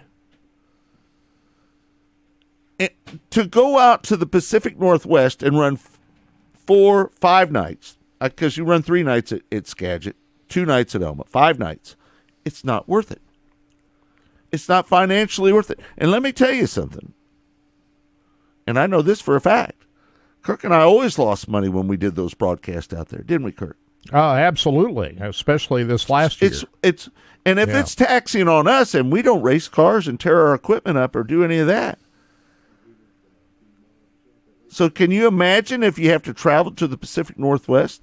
We've seen people go up there and use up all of their equipment and not have enough to finish out the national tour. Yeah, and I think this new schedule, Scott, is going to attract more guys to run the whole series this year than it has been in the last several years because of the proximity of where these guys will have to travel to get to these races. I think it's going to attract more drivers to run the whole series. That's the bottom line. And I think we're into a period of time now where these fuel prices, you got inflation going on, all the costs of doing all this stuff, hotels, everything. Of course, a lot of these guys don't stay in hotels anyway, but fuel prices and everything else that's going on. It's just too much. The schedule that they've come out with, I think, is very smart in bringing the Lucas Oil National Tour back to a point to where they can attract more drivers to run all the races. That's the bottom line for me. All right, let's switch it up here, Kirk. Let's go back to talking about Lakeside Speedway. Mark Schaffman joins us now. He's the B-Mod champion out at Lakeside Speedway. Hey, Mark, how's it going, buddy? Oh, it's pretty good. How you guys? We're doing good, Congratulations. Man. How about that? How many championships have you won? 2. 2. When was the Both last of them one? at Lakeside. And the other championship was when? In 2018, A-Mod Championship. Oh, that's right. Yeah. So, we were just talking to Gunnar Martin here a few minutes ago about, modified racing. A-Mod modified racing has gotten so expensive. You've stepped down to the B-Mods. Talk to us a little bit about the B-Mods, man. Those cars are getting pretty expensive too right now, aren't they? Yeah, they are. I mean, realistically, they're not that. I mean, they're not much off of what the A-Mods are. Oh, I mean, they're from night to night. Their lap times are pretty comparable. And price-wise, yeah, I mean, all the racing, it's definitely, especially in today's, the last couple of years, prices and the availability to even get parts of some sorts, that it's driving the costs really high, and it's making it tough for just a weekly guy a lot of times. Yeah. Is that a concern? Listen, I love modifieds. I raced modifieds. Now I raced on pavement, and I did have a couple dirt modifieds back in the day. But back when I built my modified, probably back in 2009, I think I probably had about maybe $20,000 in my car. Right? I had a pretty decent 360 motor. It would run up there around 10th. It wasn't enough to run up front, but I could still run up in the top 10 and feel good about myself. Out at Lakeside Speedway, did it one night. When is there some way that we could pump the brakes on the spendage of these cars? I was asking Gunnar this a while ago. Do you think maybe we need to get away from some of this late model technology that we're using in the rear ends of these cars, all the movement and everything that's going on? You think we could dumb it down a little bit and maybe bring the cost back in, or would we find somewhere else to spend the money? Well, and that's where I kind of I think the B-Mod class, in the rules, the way that the setup, it kind of simplifies everything to where you don't have all these bird cages and, right. It keeps it pretty simple, and I don't know. It's I don't know that any one person has that one fix for it. I think it's a combination of a lot of things that's gonna change the direction of where it's going, and I hope someone can come up with something that works for everything, because I love modified racing myself. I mean, that's what I've done for a long time, and it's it's hard to see numbers dwindling and people dropping out of the sport. And you want the sport to thrive. It's what we all love to do. So yeah, it's I hope someone can come. I don't really have a set answer for it. Yeah, I don't. Yeah. I think the B-Mod class is a great thing, but it, like you said before, it's getting expensive in its own, so. Yeah. So let me ask you this. A B-Mod motor, I'm not asking you what you have in your motor, but what's the low and the high end on a B-Mod motor nowadays? I mean, I think you could be out there for $5,000, and then the high end, you're probably 10 maybe. Yeah. Now, do they have the option of the crate motor? Is it a 602 or a 604, or can you run a 2-barrel 4412 motor? Is that the options that you have there? Yeah, you can run a 602, and you get like a 650 4-barrel. Right. And then you can run the open motor, which is the 500 2-barrel. Yeah, the 4412. Right. Yeah. Yeah. Now, to me, it would seem like the crate motor, because of the 4-barrel, would be the right path to take it. Am I wrong on that? I mean, I don't know. Like, I ran an open motor all season, so I ran the 2-barrel, and then there's some of the guys. There's also a concept motor option, which it's real comparable, like rule wise, to what a crate motor is, and you can run a 4-barrel also with it. And yeah, I don't know. There's some guys with the concept motors that we're seeing some success. Jesse Mulick has a concept motor, and he won a couple features at Lakeside and did really well. And I think that's another avenue. I mean, it's there's some rules to it that cut some costs out of even the B-Mod stuff, so that it make it affordable. So yep, we're visiting with Mark Schaffman. He's the B-Mod champion out at Lakeside Speedway in 2021. When you hear people talk about shortening up Lakeside Speedway, does that kind of get in your craw a little bit? I mean, me personally, I don't want them to do anything to Lakeside. I love the layout. I like the way that it's a momentum track. I think if you keep it slicked off and not make it, hammer down, where it's real tacky fast, I think it leads to some great racing. You can see guys do some slides, even in modifieds and late models. You see it a little bit. What's your thoughts when you hear that they're talking about shortening up Lakeside Speedway?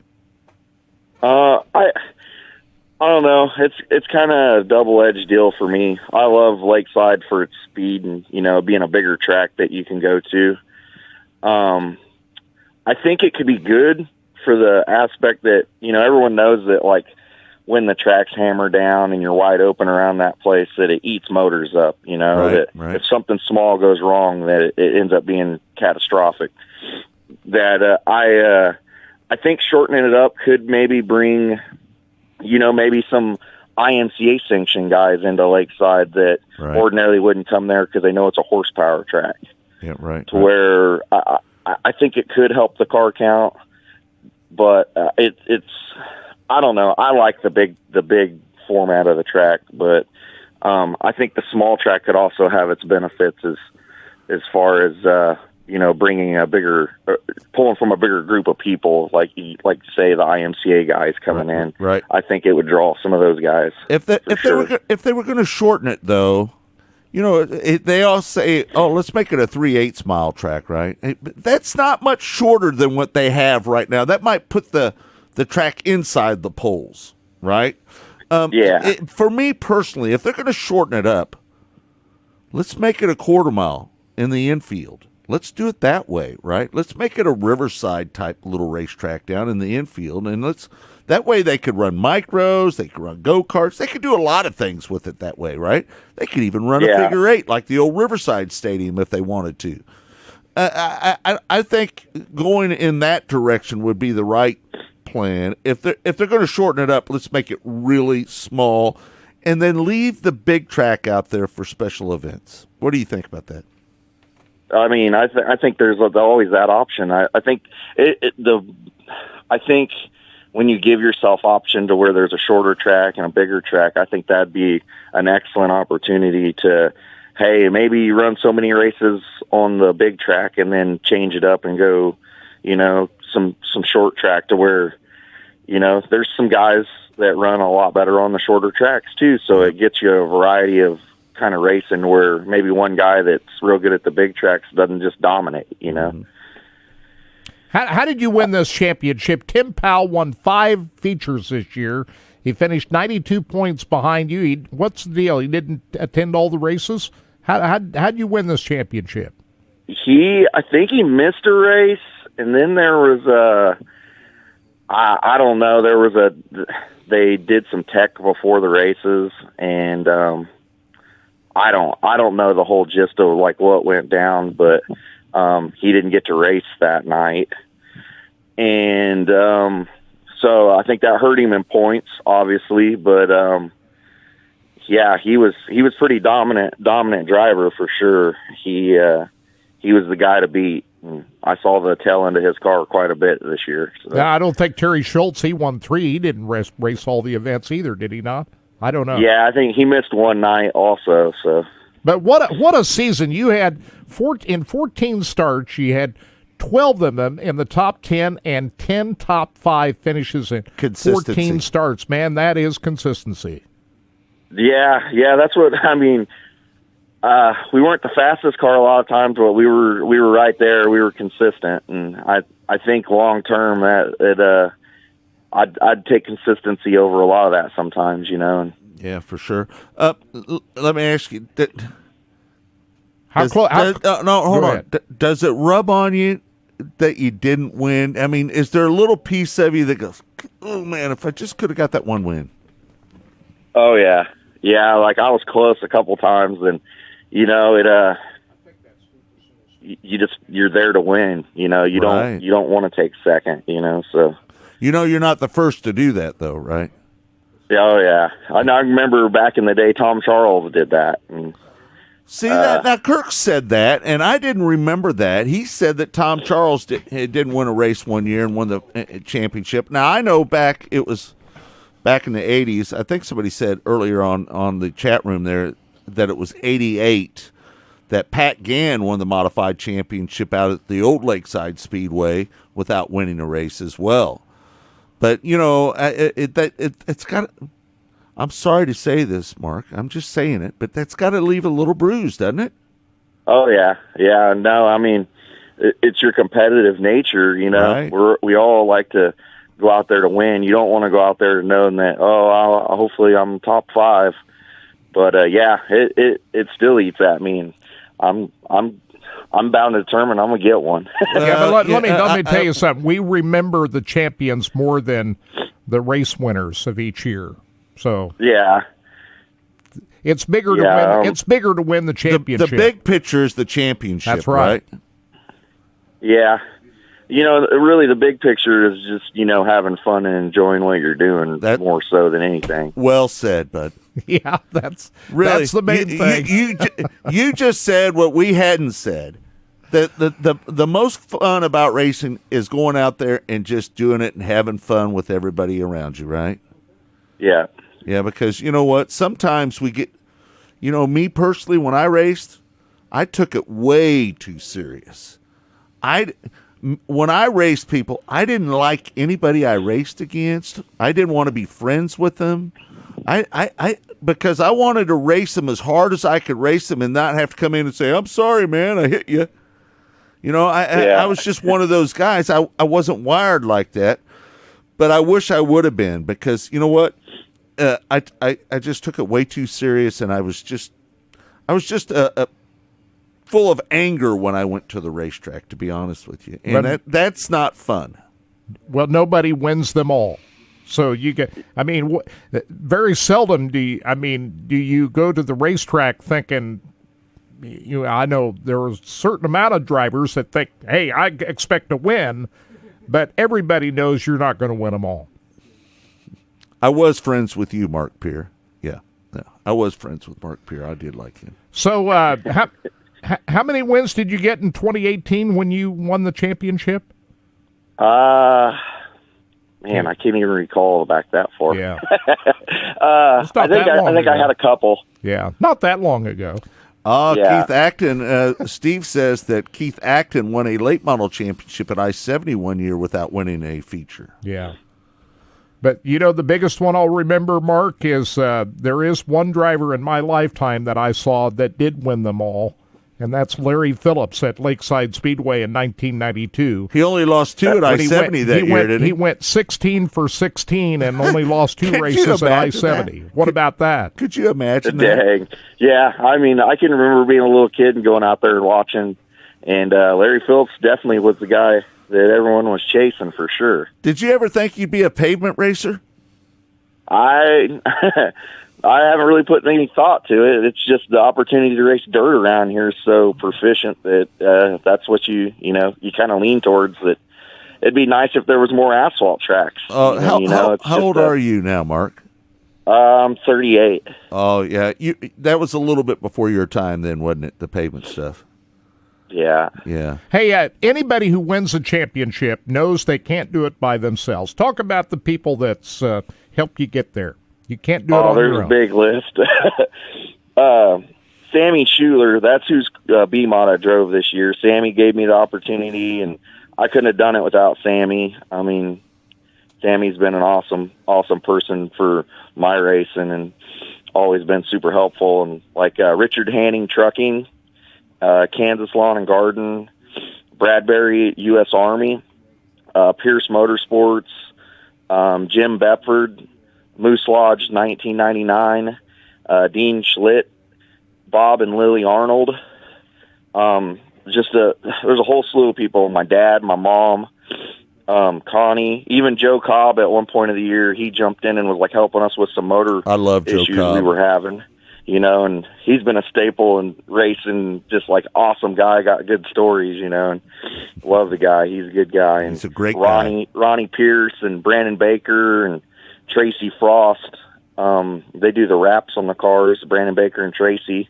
And then my wife, Katie, for putting up with all the shenanigans. Right. Because you got to have a good racing wife, because if you don't, you're not going to make it long in racing. Yeah, you wouldn't be where you are without her, would you? Yeah. No. Oh, man, I'd be lost for sure. Yeah. No, I was lucky enough to have a great racing wife for 25 years, and, man, you cannot do what you do without having one that understands what it takes and the commitment and everything and the money, the money that you take away from your family to do what you do. You got to have a good wife in order to be successful at that level. Yeah. All right. Well, Mark, thanks for taking the time to join us on the show, man. Congratulations on the win out at Lakeside Speedway. I know you're going to go out and you're going to win you probably about a half a dozen races next year. I just feel it, bud. I sure hope so. I mean, we'll see. We're still working on stuff for next year, and we'll see what the future brings for sure. If anybody wanted to be a part of your deal, how would they get a hold of you?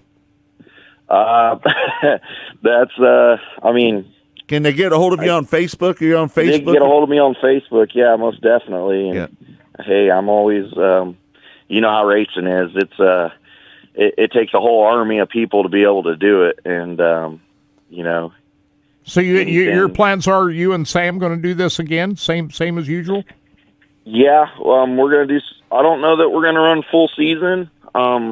I think we're just going to go out and race and have fun, and but it's still up in the air. I mean, we're trying to get all the stuff situated and see what direction we're going, but we plan on doing some racing for sure. So that's kind of like an outlaw schedule.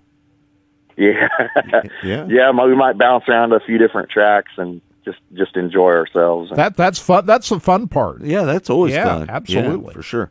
You know what? I raced for points for about 10 or 12 years, and it takes the fun out of racing sometimes. Yeah, most definitely, and yeah, it makes it takes the stress level and intensifies it definitely. Yeah. All right, Mark. Thanks for taking the time with us, buddy. Congratulations. Thank you, guys. All right, bud. Congratulations. There you have it, Mark Schaffman, B-Mod champion out at Lakeside Speedway. Next year, hopefully he'll pick up a win or two. It would bother me if I won a championship didn't win a race. That would bother me. Yeah, but at the end, 5 or 6 years from now, he'll still be remembered more as the champion than who won the most races that year. Lisa Burlington chimed in on, and she said, "Leave it as it is. It is what makes Lakeside. It is what makes Lakeside.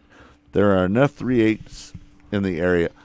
Hey, Lisa, I'm with you. I'm going to give you a big like. I'm going to give her a big like button on that right there. Because that's talking from somebody that doesn't own a race car. That's right. Listen, I owned a race car, and I raced out there, and I wouldn't change it. But it costs more money to race on these bigger tracks. Lakeside is, contrary to belief, that racetrack is only 0.4 of a mile. But it's very fast. It's not a half mile. But it almost races like a half mile. It's a momentum track. Keeping the momentum up. The problem, what they need to do... Still takes lots of horsepower. What they need to do is just make sure that track is always slicked off. Don't allow Lakeside to get wet and tacky fast, heavy fast, where it's hard on equipment. That's all you got to do. And really, in recent years, they've done a pretty good job of give it a top. Hey, listen, give it a top and a bottom. Slick it off in the middle. Slick it off in the middle where nobody. You got to either run the top or the bottom, or you. And if the bottom goes away, if you do anything, make the bottom go away first. That way they rip around the top and they can slide each other if they want. Yep. I know that. Hey, modified guys get a little sensitive when they start sliding each other, don't they? They don't like that slide stuff, do they? Don't. Not as much as the sprint car guys, right? Did you ever slide anybody with your stock car? All the time. Did they get pissed off? You ever have one of them come up and say, "You slid me"? I don't remember, but it's I raced micros so long, it's just what I got used to. That's just how you race. Yeah. Here comes the right rear. It's pretty much how you got to think. You make the decision. Are you going to take it or are you going to break it? Exactly. Yeah. You know, in order to be a successful race car driver, all right, this is where I struggled. You got to let them know that I'm not afraid to get in there and grind you up. You know, because me personally, I just wasn't afraid to take a chance. We got somebody else? Flagman, Herschel Tom from up at Lakeside. He's the flagman up there. Hey, Herschel, how you doing, buddy? And also Central Missouri Speedway, right? How's it going, Herschel? Hello, good morning. Hey, man, appreciate you calling in. What do you got? Yeah, well, I just caught on your podcast there that you guys were talking about the size of the Lakeside again. Yeah. And, being a flagman, I get a lot of people that don't even know. There's small chit-chat at me. Yeah. And all last year, I had a lot of people say they wish that they'd go smaller on it. And they think that, that they'd get more cars if it was a little smaller track. No, I get that. I think the reason people say that more than anything is, and Herschel, you're out there, you're flagging now. You're the guy that replaced one of the greatest flagmen ever in the history of our city, Terry Watland, right? I know, and I enjoy standing up there where he has stood. And no doubt, all those years in. But you're worthy of that position. So just so you know, I think you're very worthy of that position. But you think about that racetrack and the history of that racetrack. I mean, the problem I think that most people have is when they just make it too heavy, too fast, too tacky, right? Because when I go out there and I see a track when Lakeside's slicked off, that's some of the best racing I've ever seen out there. Yeah. But yep. You've got to slick it off. You can't have it tacky fast, and you got to stay away from that. I think the problem with people blowing up motors and tearing up equipment is when it is heavy. It gets a little rough when it's heavy. You get some ruts in it. Now you're going real fast, and you're putting that extra load on your motor when you're in the corner on these rough, fast, tacky tracks, and that's hard on everything, right? Oh yeah. But if they slick it off from top to bottom, and they make it a little technical, I think sometimes that's the best racing I ever see at Lakeside Speedway. Yeah, it can be. I have noticed that we've had a few bumps over there in 3 and 4, but well, Lakeside affects the racing too. Herschel, Lakeside is always going to have bumps in it, because if you remember, and I don't know if you went out there much when it was pavement, but when it was pavement, no, I didn't. When it was pavement, there was a lot of little areas where seepage was. Down in 1, over in 4, there was a couple little areas where water just came up all the time. It didn't matter if it didn't rain for a month, there would be water there, right? And those are the same spots where it gets rough now. And that's all about how high the river is, I believe. And how much water is being pushed on the underground current system. That there's a lot of underground water around Lakeside Speedway, and I think you're just going to have those rough spots from time to time out there. Yeah, that's going to happen. Change in management out at Lakeside this year. You still in the flag stand for 2022 at Lakeside? I am still there. How about that? You're also at Central Missouri Speedway too, right? Oh yeah, I'll never give up that job. No.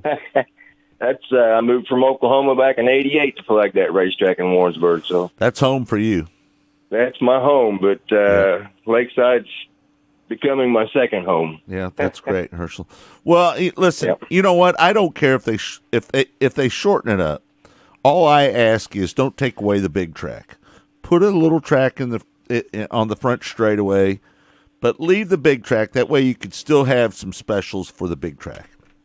Yeah, I don't have a problem with that either, and that kind of takes me back to, I'm going to get off the subject a little bit, but back when they took the mile off of Sedalia. Same deal, right? They should have put NAS trucks in there and ASA and all those smaller. Anyway, don't remove the big track if you're going to do that. Just put a smaller one in the middle and see how it goes from there. I love that mile track down at Sedalia. Listen, that was great. In my travels over the last 13 years, I've seen that a lot of times at different racetracks.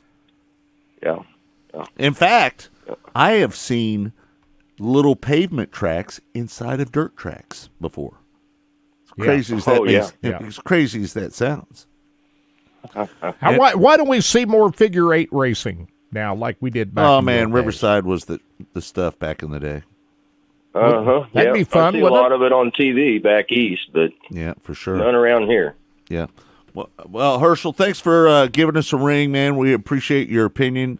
Opinions are always welcomed here on Track Talk. I just happened to see you on there, and I thought, I'll just put my word into what I'm hearing from the people in the stands. So, Yep. Yeah, it's because it's good to hear. It's good to hear from you. Because they don't want to spend any more money than they have to. That's why. All right, Herschel. Thank you. Yeah.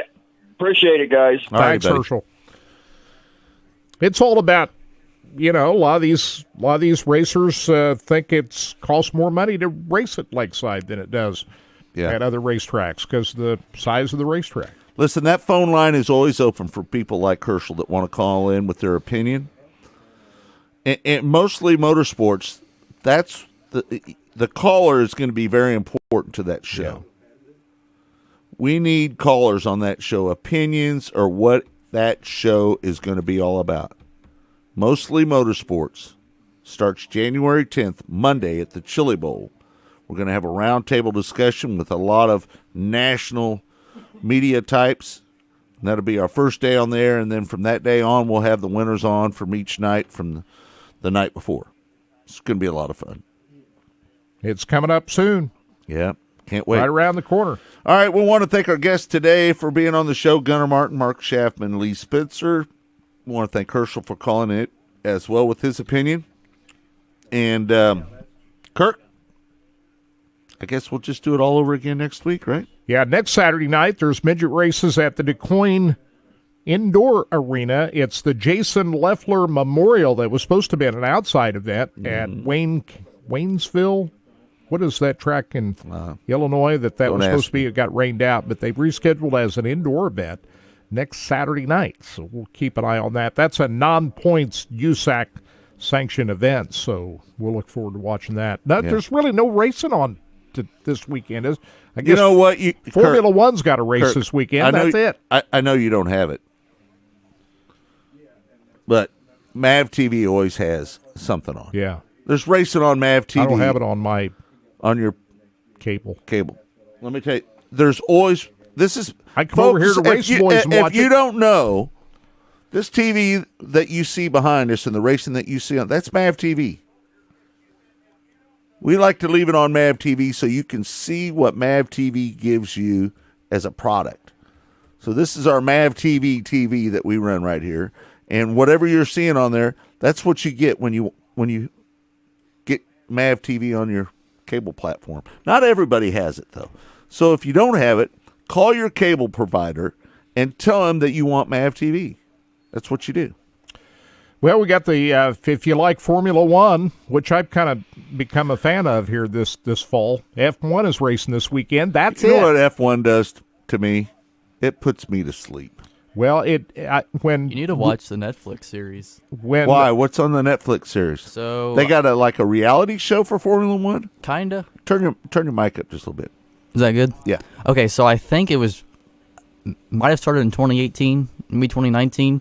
But they have like a 10 episode deal, kind of behind the scenes. So I didn't know anything about F1 last year, and I binge watched it for so 2 now or 3 you watch seasons. It? So yeah, I've watched every race live this year. You know, the problem I have with F1, there's not enough passing for the lead. Well, except for that race a couple of weeks ago, and Lewis Hamilton came from the back of the pack. There's exceptions once in a while, right? And then next year they're having a new car debut.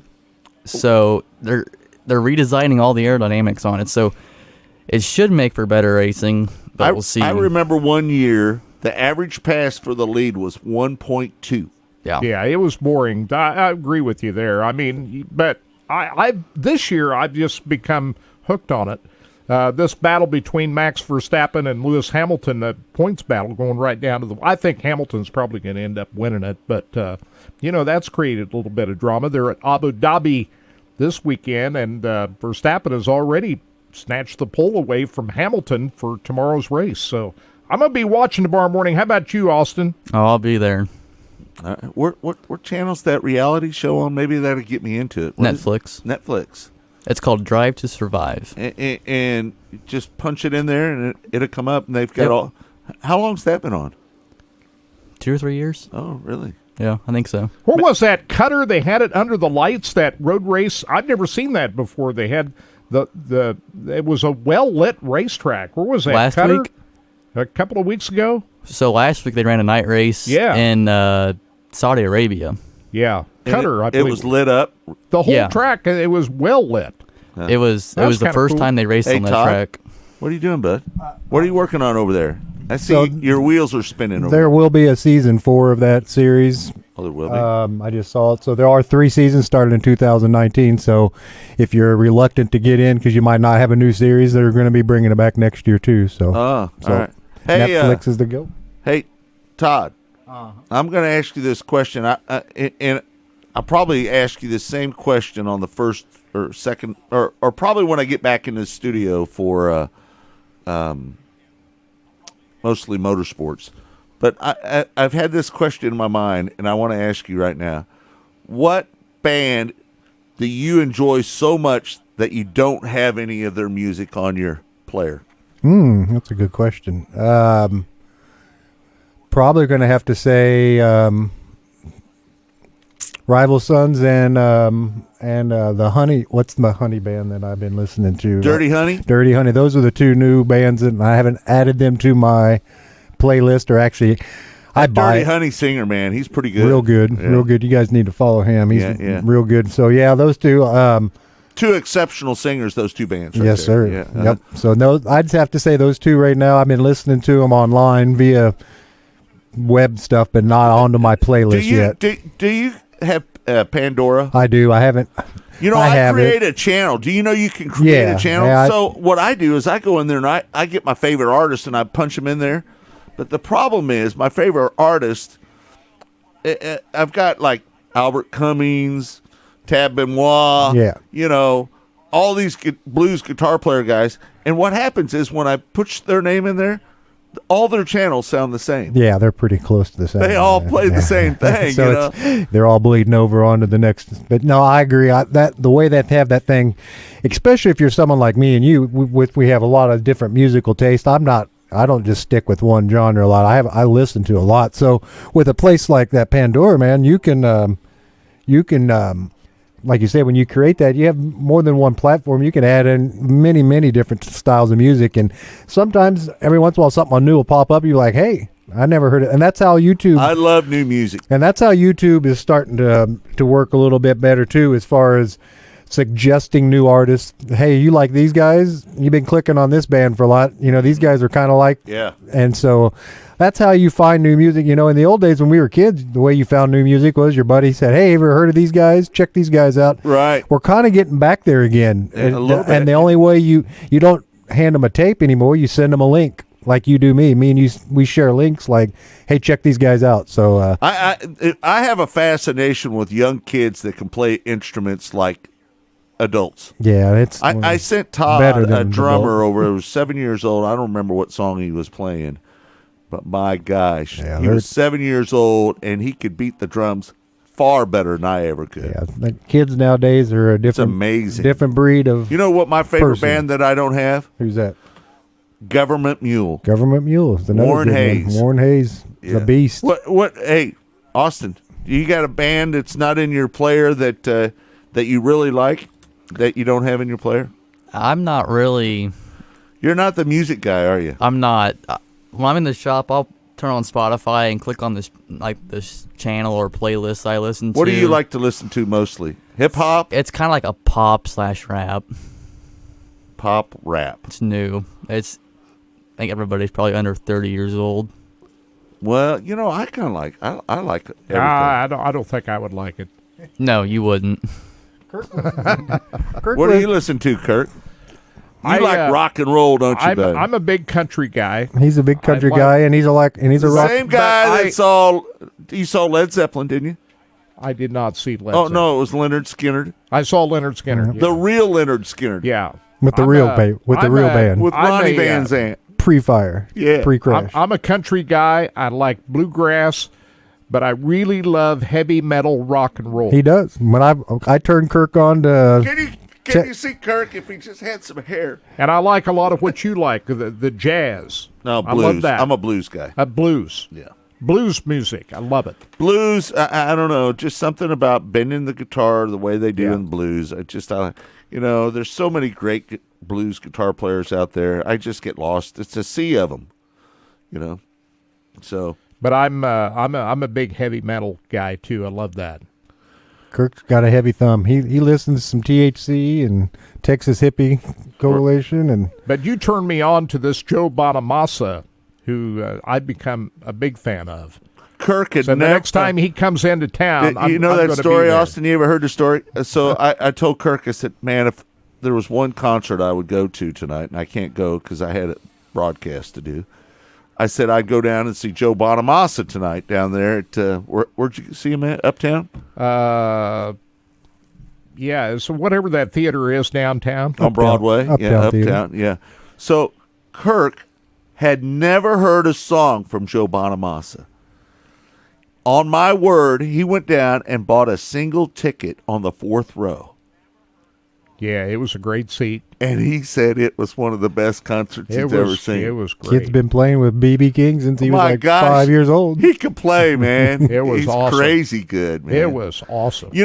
He makes other blues guitar players jealous. Yeah. Because he's so technical. Yeah. And I was at a Tab Benoit concert one time, and he kind of dogged on. Yeah, he didn't say him by name. Yeah, but you knew what he was talking about. But you knew he was talking about Joe. He says, well, we don't just do this stuff in the studio. Well, I don't know if you've listened, Tab, to Joe Bonamassa's live stuff, but he plays it just like his studios.